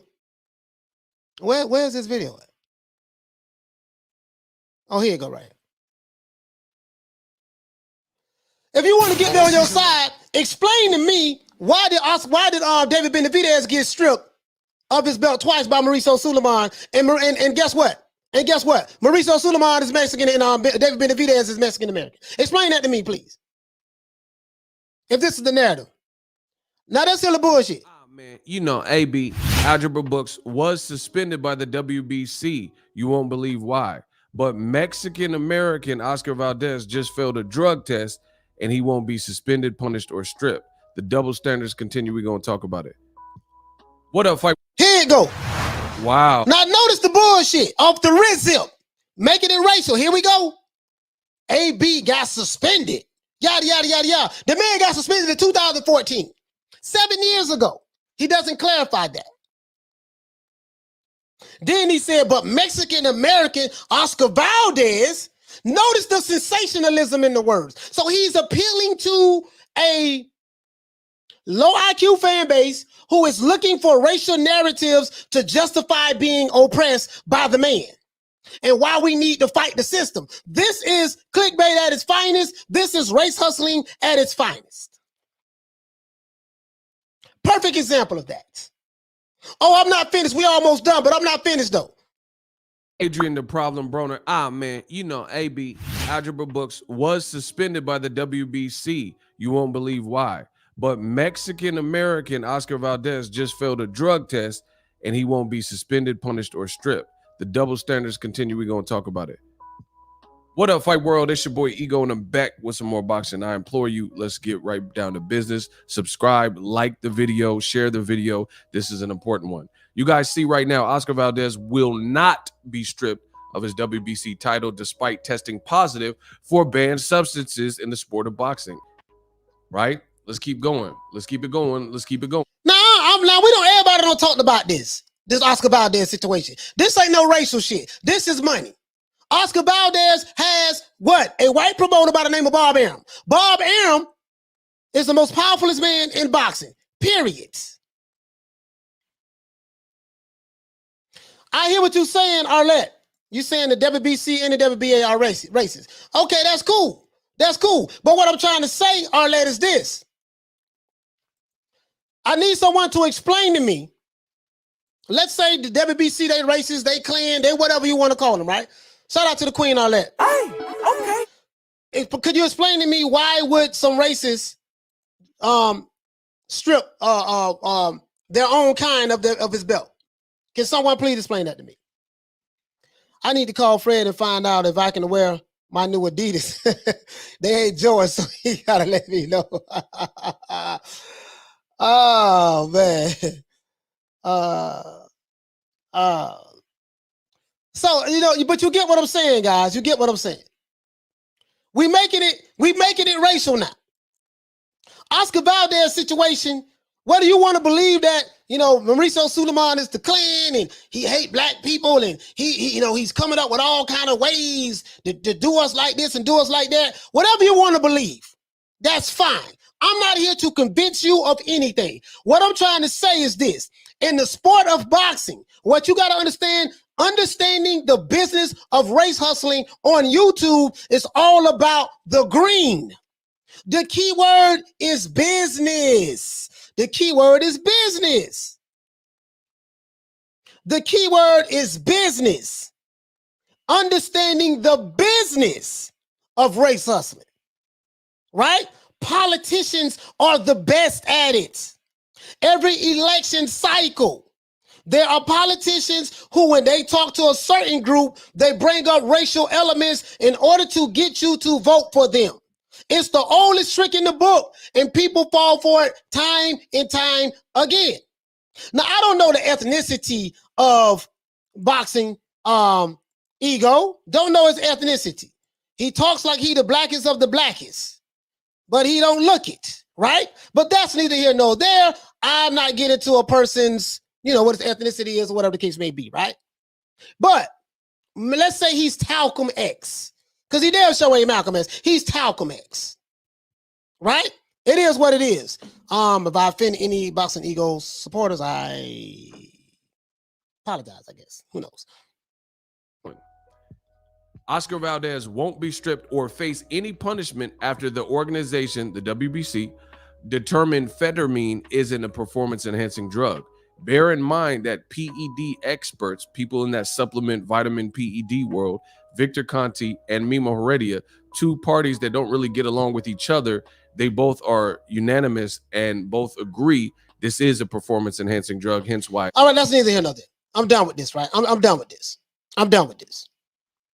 And I say all that to say this, right?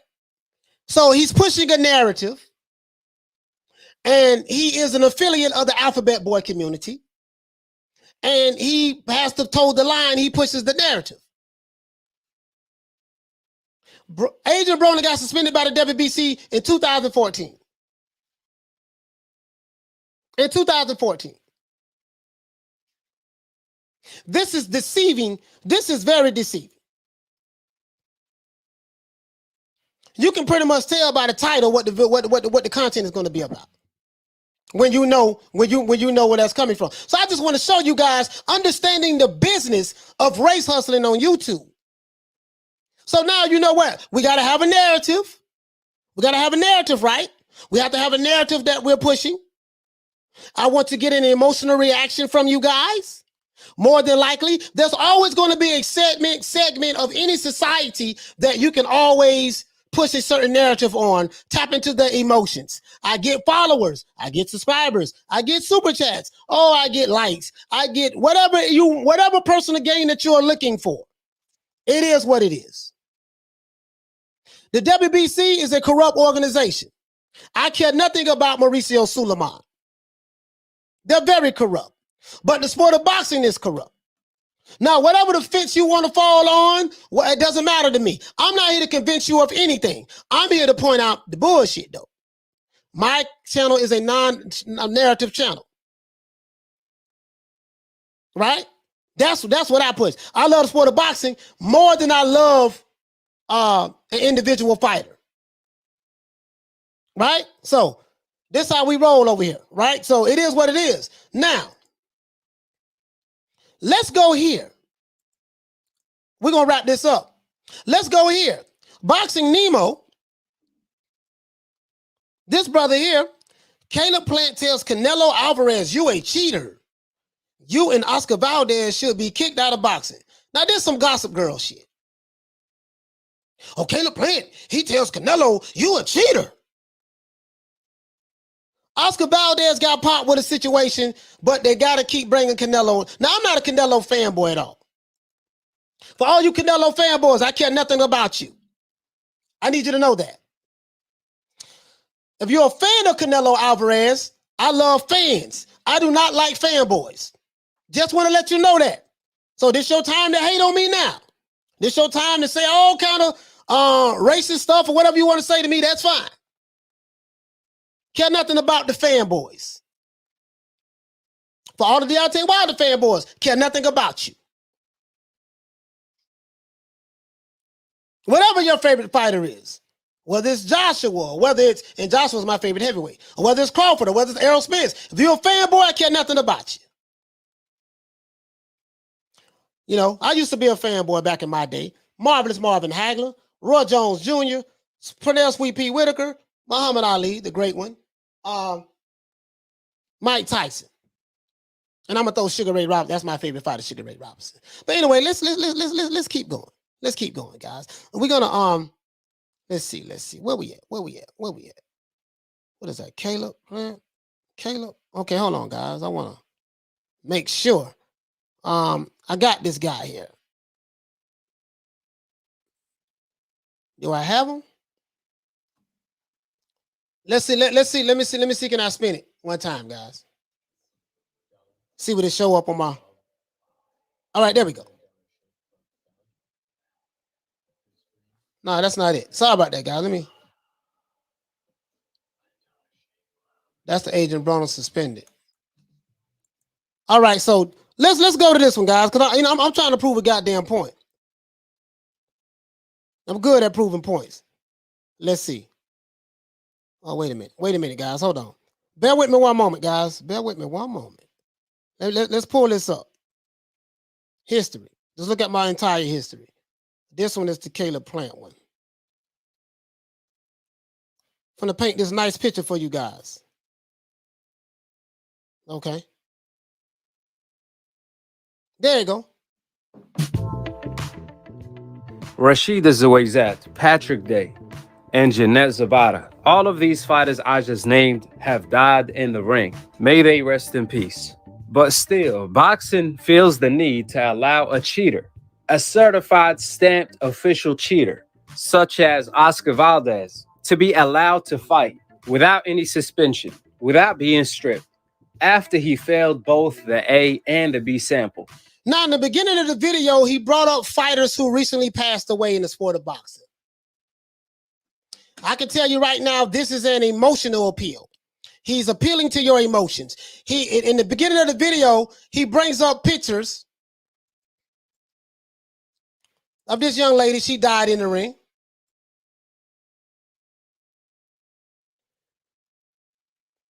So this guy right here, he died in the ring. So what he's doing is he's making an emotional appeal to his fan base. Hey, listen, people have died in the ring, which is true. It's very tragic what goes on in the sport of boxing. People have died in the ring. Oscar Valdez is a cheater. Canelo Alvarez got popped cheating before as well. People can die. People have died in the ring. So he's using tragic situations, tying them to Oscar Valdez and Canelo Alvarez by saying they are a cheater.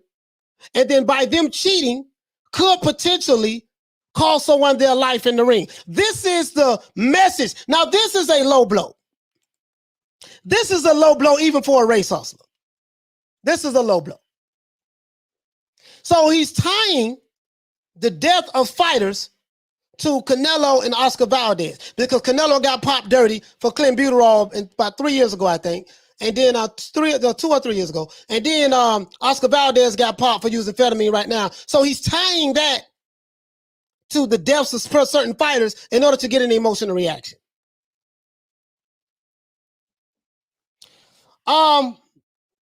He says he ain't lying. I don't know what you mean by that. I'm just pointing out the emotional reaction. Caleb Plant tells Canelo Alvarez, you are a cheater, and Oscar Valdez should be kicked out of boxing.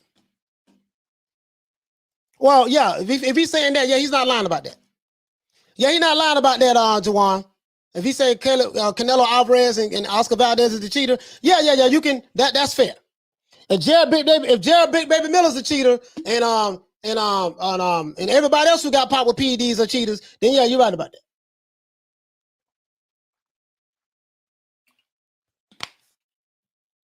You're right about that, Jawan. You won't get no argument when we on that.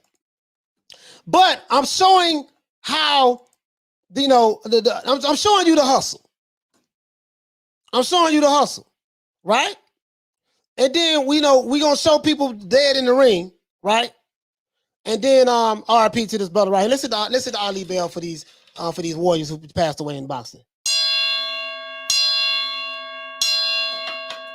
Hit the Ali Bell for him, right? The sensationalizer. To get an emotional reaction for whatever personal gain that you're looking for, right? Oscar Valdez is a cheater. Canelo Alvarez have cheated. That label will always follow him. But guess what though? This is the question I have. If Aki TV and if Caleb Plant, let's say Caleb Plant, if Caleb Plant is saying that Canelo Alvarez, you're a cheater. See, Jawan, I got something for you, fam. Canelo Alvarez is a cheater. Check this out, Jawan. Let me ask you a question. If Canelo Alvarez was such a cheater, right? And I can run with that. If that's what you want, let's run with that. And people dying in the ring, insinuating that people dying in the ring because fighters cheat, the performance enhancement drugs that they take cause people to die in the ring, right? This is the innuendo narrative that's being pushed. Let me ask you a question. Why does Caleb Plant want to fight a cheater?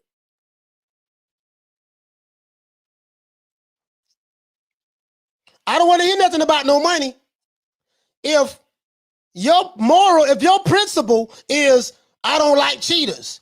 People, I can get in the ring and get killed because people cheat. If Canelo is such a huge cheater, which he has cheated in the past, he got popped dirty, got to call it the way I see it. Let me ask you a question, Jawan. Why does Caleb Plant want to fight him? Yeah, that's him, blood. Why does Caleb Plant want to fight him?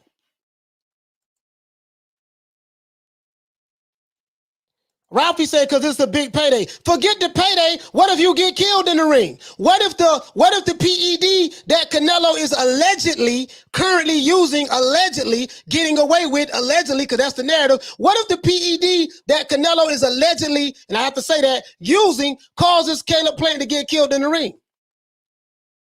So I don't want to hear about it because it's his biggest payday. Do you get what I'm saying? This guy is such a huge cheater, but yet you want to get in the ring with him. Why not stand on your square and say, you know what, dog? You're a cheater. I don't get in the ring with no cheaters. I don't care how much money you offer me. Arlette says, I agree. They're using the death of these young fighters to manipulate his audience. That's exactly the point I'm talking about, Arlette. It's a low blow. And they're making it seem like they're being so caring and so genuine, but they're being very disingenuous with this.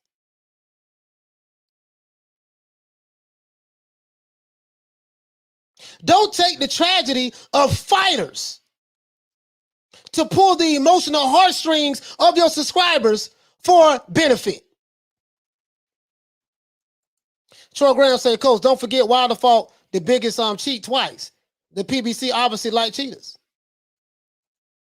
He said he the face of boxing. I'm not saying he's cheating now. Said he cheated in the past after having a tough fight with Triple G. That's a fact. Okay, the fact is this. Okay, so if he's a cheater, because Caleb Plant is currently saying that he's a cheater. And the narrative that's being pushed, Jawan, is that people are passed on. I want to turn away from this because I don't want to show this brother laid out like this. Fighters have, so the narrative is fighters have died in the ring. Canelo is a cheater. Valdez is a cheater.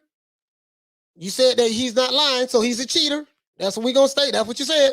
Allegedly, he's, allegedly. So now, well, not allegedly, he got popped dirty. So now, we're going to tie people who passed away in the ring without even knowing if those people, the fighters who they fought, were on PEDs.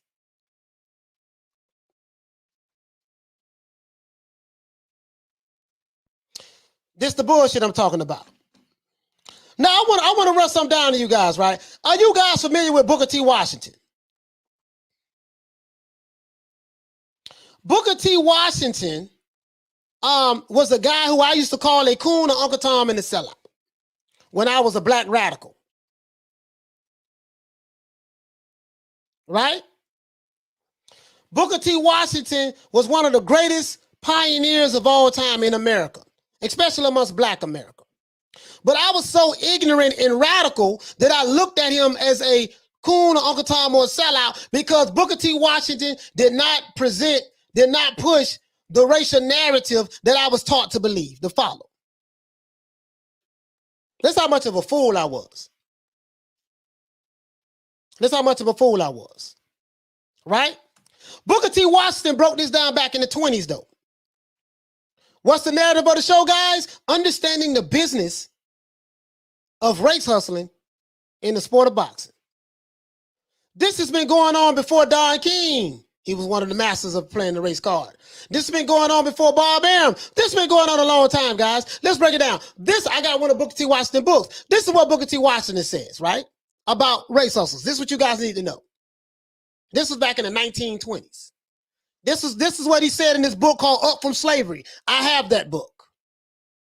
He said, among a large class, talking about black Americans today, there seems to be a dependence upon the government. As a matter of fact, no, that ain't the one that I wanted to talk about. Because I got it written down right here. Here it goes right here, guys. Up From Slavery, I advise you guys to buy the book if you're a black American. I advise you to buy this book. He said that there's another class of colored people. That's what they called black people back in the day, colored people. Now we say people of color. Black people got offended by being called colored people, but now we say people of color now. People of color. That could be anyone who has a certain melanin in their skin. So there's another class of colored people who make a business of keeping the troubles, the wrongs, of keeping the troubles of the sport of boxing, the wrongs of the sport of boxing. I've added the sport of boxing in there, and the hardships of the sport of boxing, or the hardships of the Negro race, African American race today, before the public eye. Having learned that they are able to make a living out of their troubles, they have grown into the settled habit of advertising their wrongs, partly because they want sympathy and partly because it pays. Some of these people do not want the Negro or the African American to lose their grievances because they do not want to lose their jobs. Let me translate this to boxing. There are a class of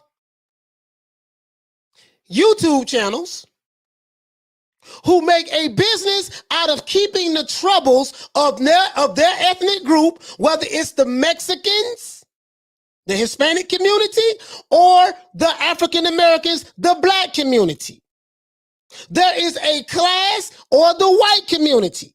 There is a class of YouTube channels or people who make it their business of keeping the troubles of what's going on in the sport of boxing, especially amongst African Americans, the wrongs what's going on, and the hardships of what's going on of the Black race before the public. Man, see what it is. We got to stick together as Black people because, see, this what's going on. This what the system doing to us in the sport of boxing. But you attack other Black fighters in the sport of boxing. Funny how that works out. You attack other Blacks, but you say we got to come together as a unit, but you attack other Blacks and even threaten them with physical violence. Now, Booker T. Washington said, having learned, these race hustlers have learned, and politicians. Remember, the politicians are the master at it. Democrats, Republicans, both of them are friends. If you're a Democrat, you hate Republicans. They racist. And if you're a Republican, you hate Democrats. They destroying the country. Know that the Democrat Party and the Republican Party are friends. They don't give a damn about me and you. They got you. You fell for the banana in the tailpipe, the overhand right, the Ali shuffle. But these race hustlers have learned that they are able to make a living out of their troubles, out of the troubles that are going on in the sport of boxing. They have grown into the settled habit of advertising their wrongs. Study the word advertising. We're going to advertise it. We're going to make a business out of it. Partly because they want sympathy and partly because it pays. It pays to be a race hustle. Race is big business. Some of these people never want the ills of boxing to be healed or fixed. Why? Because they will lose not only that they will lose their grievances, but because they do not want to lose their jobs. So I know that all I got to do is come on here every day and find something that fits my narrative and make it racial. I can galvanize my support group. I can galvanize that. And I know that my support group is so low IQ, or they've been brainwashed, they don't know the game, that we're going to continue to push this narrative. And there's a lot of them that are doing it. If you go to the conscious community, that's what they do. The Umar Johnsons, the Tariq Nasheeds, the Dr. Boyce Watkins, I'm saying currently today, right? In boxing, we don't have Umar Johnson. We don't have Boyce Watkins. We have Dante's Boxing Nation. We don't have Tariq Nasheed. We have Aki TV. We don't have Jesse Jackson. We have Boxing Ego. We don't have Al Sharpton. We have the Alphabet Boy community.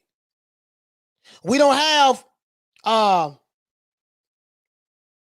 a Malcolm X. We have the Hispanic channels, right? Same shit, different toilet. Same shit, different toilet.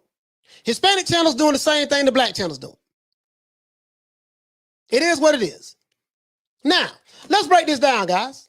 Let's break this down. I told y'all we ain't gonna be long. I'm finna wrap this on up, but I'm finna break it down. Now let me show you some of the white race hustlers.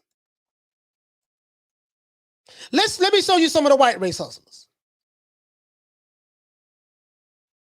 I'm not gonna read all of this because this is long.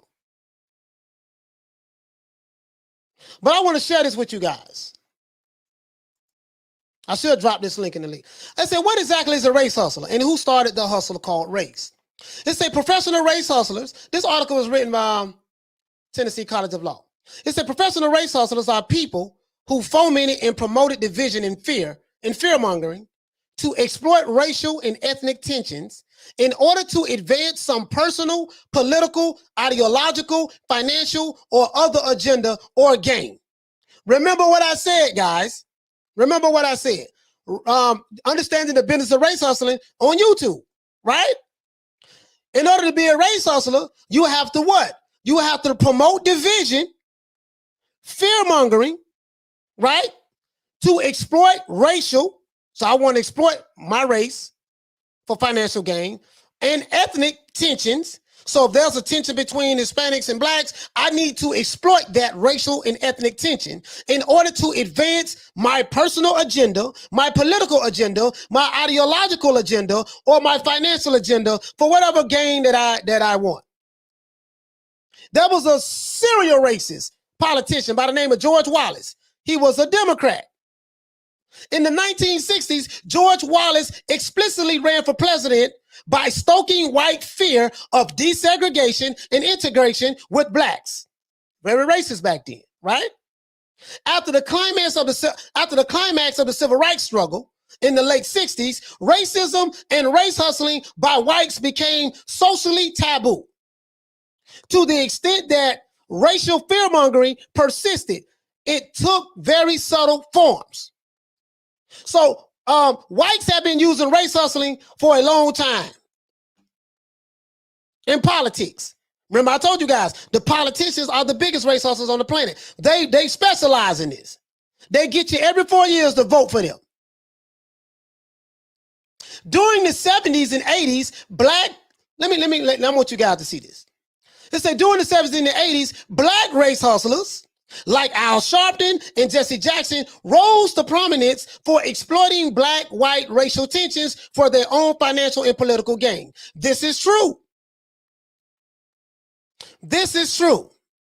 A race hustler is someone. So we have an example of the white race hustler. The white race hustler was George Wallace. He exploited racial tensions in order for political gain, in order for him to become president. He didn't become president. An example of black race hustlers is Al Sharpton and Jesse Jackson. They rose to prominence for exploiting black-white racial tensions for their own financial and political gain. The phenomena of fake hate crimes begin with the false rape accusations of Tawana Brawley. I advise you guys to look up the Tawana Brawley story to understand what that is. Another famous example was the rape accusations of the Duke lacrosse team. That was in the 90s as well. Then they talk about critical race theory. Right? It used to be called race theory, but it used to be called critical theory, right? But critical race theory was developed to galvanize African Americans by promoting the narrative, there goes that word narrative, guys, of continuing oppression by an unrepentant racist white America. It fueled the rise of the black political machine in Chicago, which was briefly exposed when President Obama's minister was caught preaching whatever. So we're talking about I forgot the minister of President Obama at the time before he became president, right? But here it goes. It talks about how race hustlers. I just want to show you guys this. I gave an example of George Wallace, who was a white race hustler, and he was racist, very racist. George Wallace was, and then in the 70s and 80s with Al Sharpton and Jesse Jackson. On YouTube, we have different variations of that today. Different variations of that today. A race hustler's job is to make everything racial. A race hustler's job is to stoke fear and division. See, the Mexicans This what they doing over there. And they racist towards us. The Mexicans are saying, we don't fuck with the niggas, they racist, yada, yada, the hell with them putos, the Hispanics, right? The whites are saying, we don't like neither one of them. The ones who push this narrative. And then the ones who rise to the top in the political field, in this case, YouTube, the ones who have bigger platforms and been doing it for a while, their job is, see, this is the old playbook. This stuff been going on. When in boxing, Don King mastered it. He made, anytime there was a fight between the black guy and the white guy, he automatically made it racial. Anytime there was a fight, when he was trying to promote something big, he always talked about, see, the white man don't want a brother like me, you know, in order to come up, yada, yada, yada. Don King parlayed that all the way to a $200 million net worth.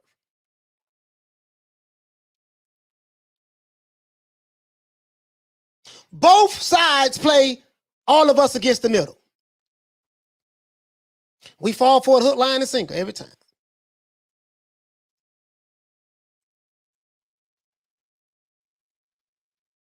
He say, what the fuck that got to do with a boxing thumbnail aimed at color? But you get what I'm saying, though. Understand the business of race hustling. Now, I'm gonna let you guys decide who the race hustlers is that's pushing these narratives. I've already called them out. Apparently, there's some Hispanic channels that's doing the same thing. I know one in particular.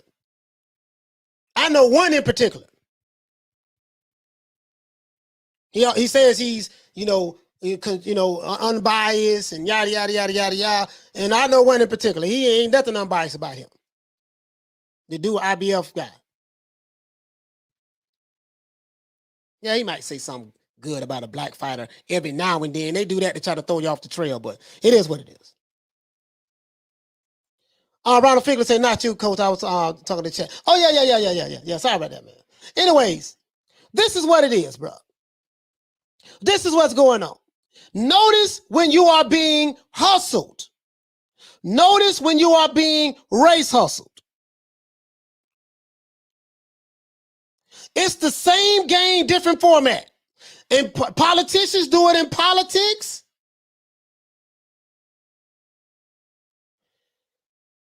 On YouTube, you have YouTube channels that's doing it in the sport of boxing on YouTube. Same game, different players. Same game, different players. He says IBFP ain't race baiting. Well, that's your boy, so be it. He says a lot of good things about black fighters. Come on, man. I haven't heard it. He said a couple good things about black fighters. Said a couple good things about black fighters. But I'm not here to bang on that dude. Do him. Let him do him. I'm not here to bang on him. If I offend you, brother, and that's your friend, and you heard about it, then so be it. You don't have to agree with me. But it is what it is. You don't have to agree with me, but it is what it is. This ain't for debate with me. I'm not trying to change anybody's mind, and I'm calling it the way I see it. The way I see it. You don't have to agree with me. You don't have to like me anymore. You don't have to write, and that's fine. I'm cool with that. But I call it the way I see it, right?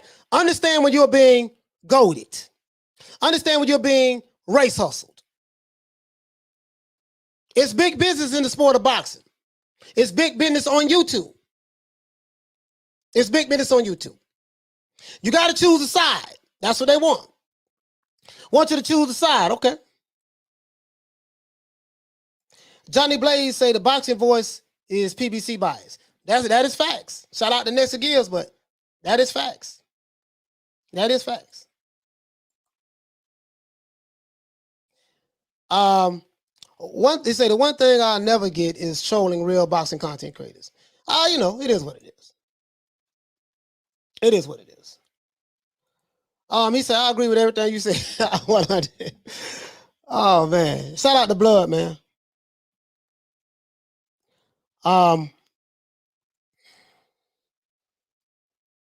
Javon Soto said IBLP recently bashed Ryan Garcia. Good for him. Good for him. A Plant is an exception. All races are like Plant. Leonard footwork, Ali like jab, body shots like Chavez Jr. with their chin like Lamato. Well, I don't know about that. We're going to find out how good his chin is when he get the ring with Canelo. We're going to find that out. We're going to find out, we're going to find out how cool, we're going to find out how good his chin is when he get the ring with Canelo. Cause I've been kind of, they say I've been kind of harsh on Caleb Plant. They say I've been kind of harsh on him. I'm just letting you guys know that from my perspective, from my background, for where I come from, I know the playbook very well. I know the playbook very well, guys. From where I come from, I know the playbook very well. Because I played it for a long time. I played it for a long time. So I know it when I see it. Right? So, shout out to all of those channels who push race-based initiatives on their channel. I'm not knocking your money. I'm not knocking your hustle. Do whatever you got to do to get your money. Or get your subscribers, or get your likes, or get your views. Whatever you got to do, continue to do that. I'm not knocking your hustle. I'm just going to point it out, though. I'm just going to point it out. That's all I'm going to do. I'm going to point it out. I don't push narratives. It is what it is. I got to call it the way I see it. If you don't agree with me, you don't have to agree with me. We're not going to always agree. And just because I see it this way does not mean my word is law, and it means that I'm right. I'm telling you from my perspective, my opinion, how I see things based on my personal experiences. Not only based on my personal experiences, but based on my involvement in being a race baiter myself. Former race baiter, I was racist as hell and I was in the Nation of Islam. The Nation of Islam, when I was in it, we was taught that the white man was the devil. So we didn't hate Hispanics. Because we was taught that the Hispanics were our brothers in the nation. I'm saying when I was in it.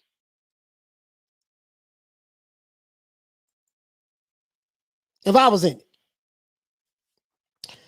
Anthony Lopez says, if you're inactive, IBLP coming for you. I'll be ready. I'll be ready. He said, we didn't land on Plymouth Rock. Plymouth Rock landed on us. Hey, man, he say, oh, man. He say, but that racism makes you people look bad. It's all good. Just don't play the victim later. What do you mean by you people? Yeah, ABE, what do you mean by you people? That could be interpreted many different ways. Please clarify that. What do you mean by you people?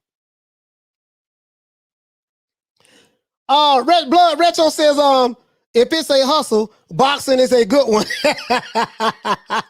Philip Fly say, Justin Timberlake Plant is the boxing version of Eminem and John B. Pugilism said, Usyk is being asked the most to fight out of character at heavyweight against AJ. Plant is his element. Plant is in his element at 168. You say Usyk is being asked the most to fight out of his character. Oh, you mean that heavyweight? Yeah, because he's a cruiserweight. Hey, what you say? He say blue balls bears for life. Hey, man, listen, man, you can't knock Blue Hustle, man. Anthony, what you say, fam? He say, no, because I responded to someone else. I forgot to. Oh, okay. Hey, Retro say, Coach will smoke that guy. Yeah, I'm just calling it out the way I see it. You see what I'm saying? Me being a former lieutenant. Listen, I'm not capping, dog. I'm not capping. Hold on.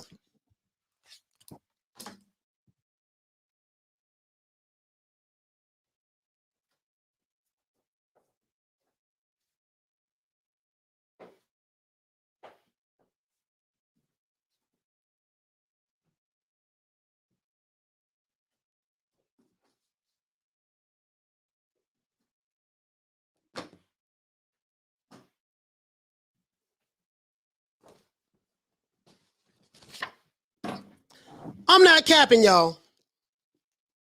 I'm not capping. Let me put my headphones on. Well, I can't hear. I don't got the headphones on. I'm not capping, though. This here, when I say I was in the NOI, this is an old book.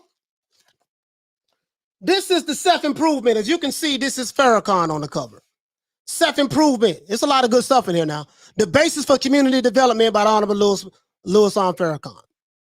Not capping when I say I was in the NOI for a long time. You know, us being laborers, we have to read this stuff, right?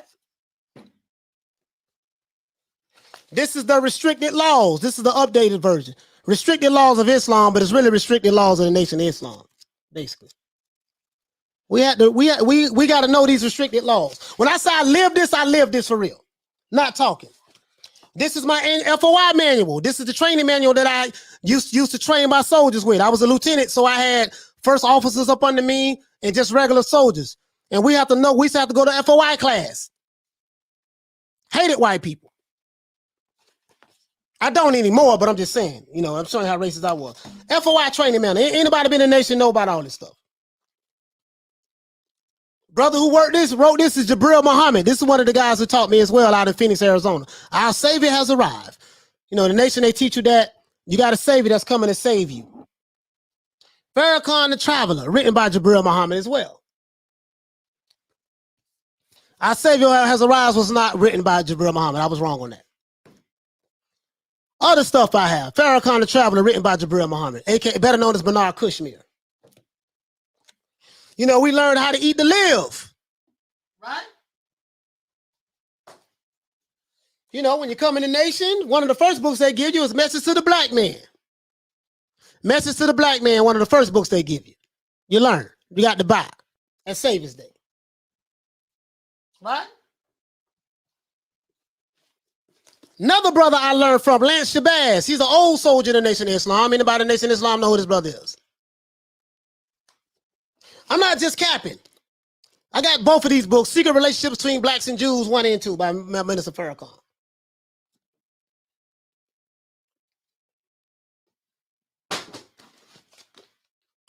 This is just some of the stuff. So when I tell you guys that I used to be on that side of the fence, racist as hell against white people, I mean that. And I said I lived it. Got the receipts. And I have more receipts I can show you.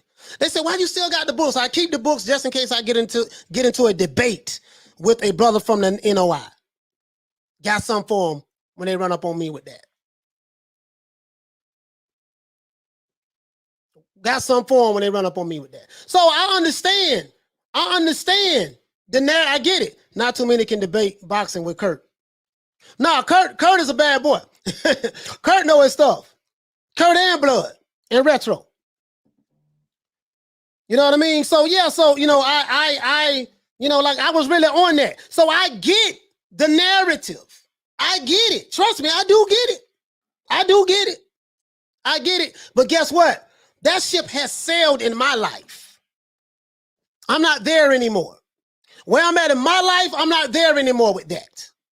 So I'm not gonna be down with your crew when you pushing race hustling, race baiting narratives, faking like you fighting for the cause of our people while you attacking people who look just like me.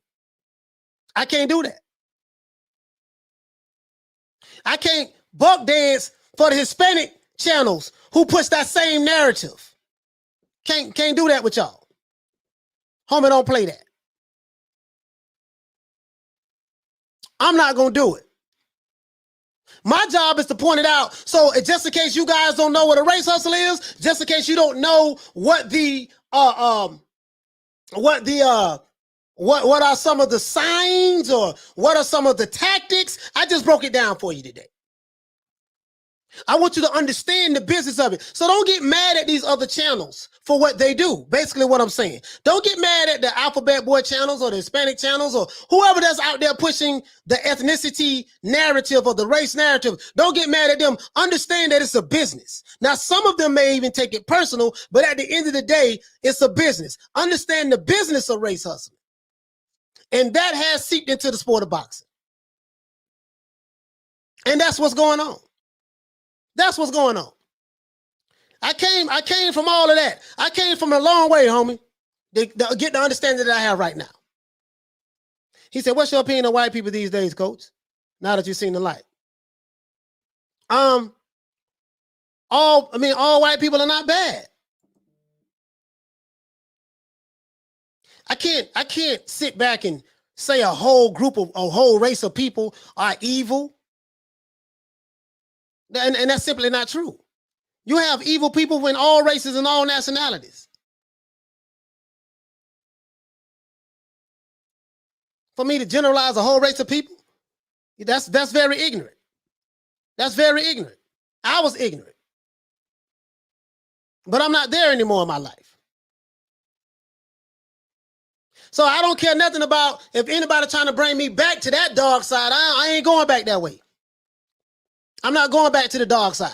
That's why I don't want to have anything to do with your cliques or your crews. Because your clique is on something that I was on 20 years ago. Your clique is on something that I was just on about 6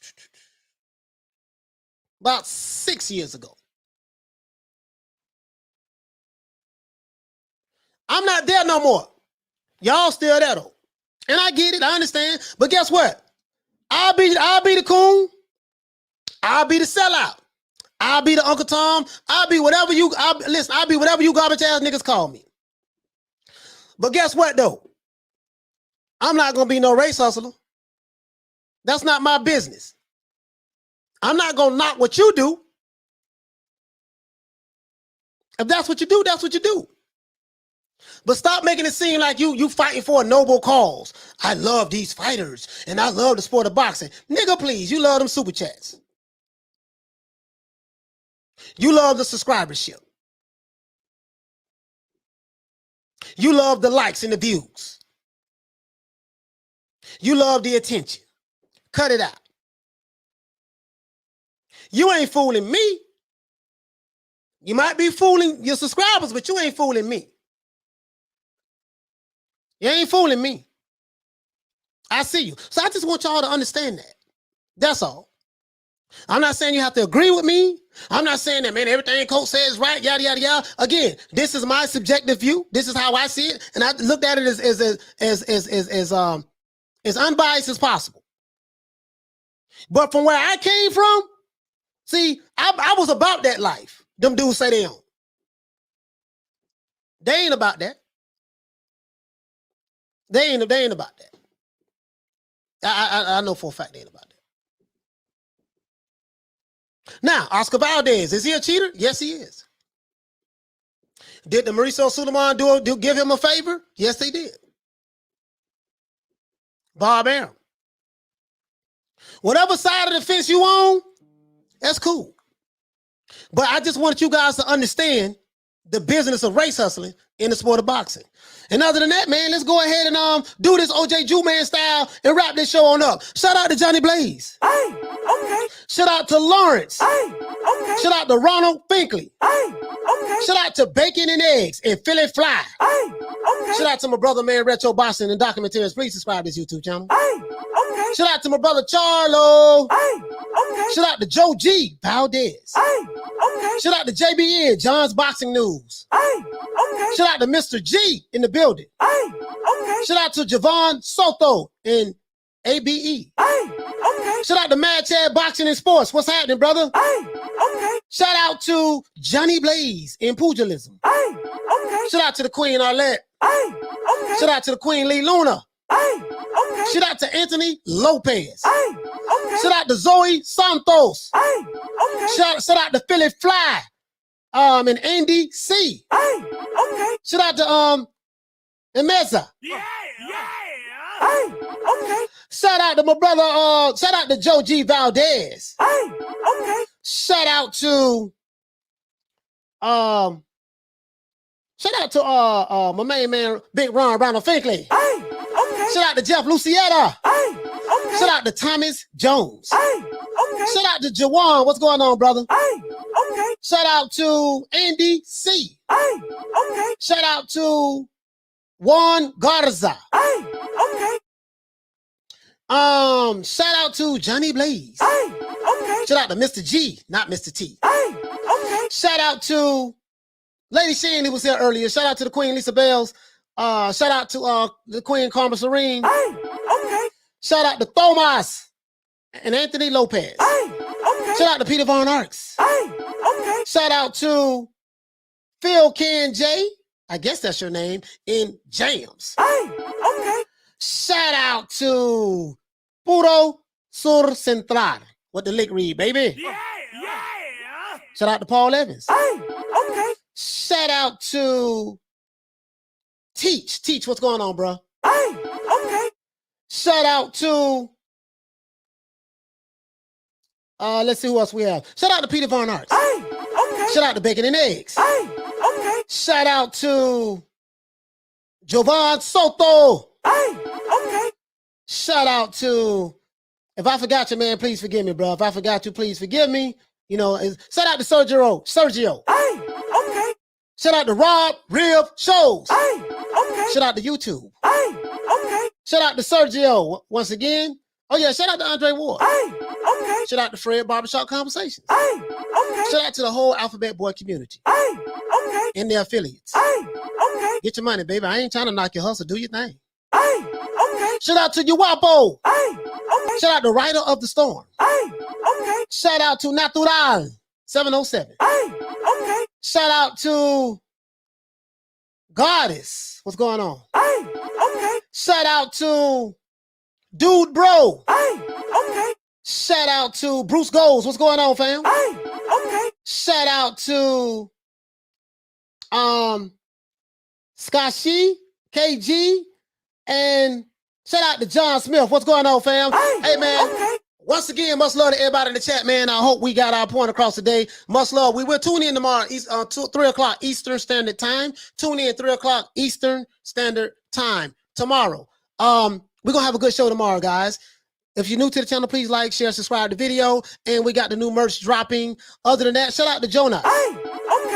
See you guys tomorrow. Same bat time, same bat channel. 3 o'clock Eastern Standard Time. New Media Today USA Boxing. Peace. Man, I'm out of here, bro. Let's go. Come on.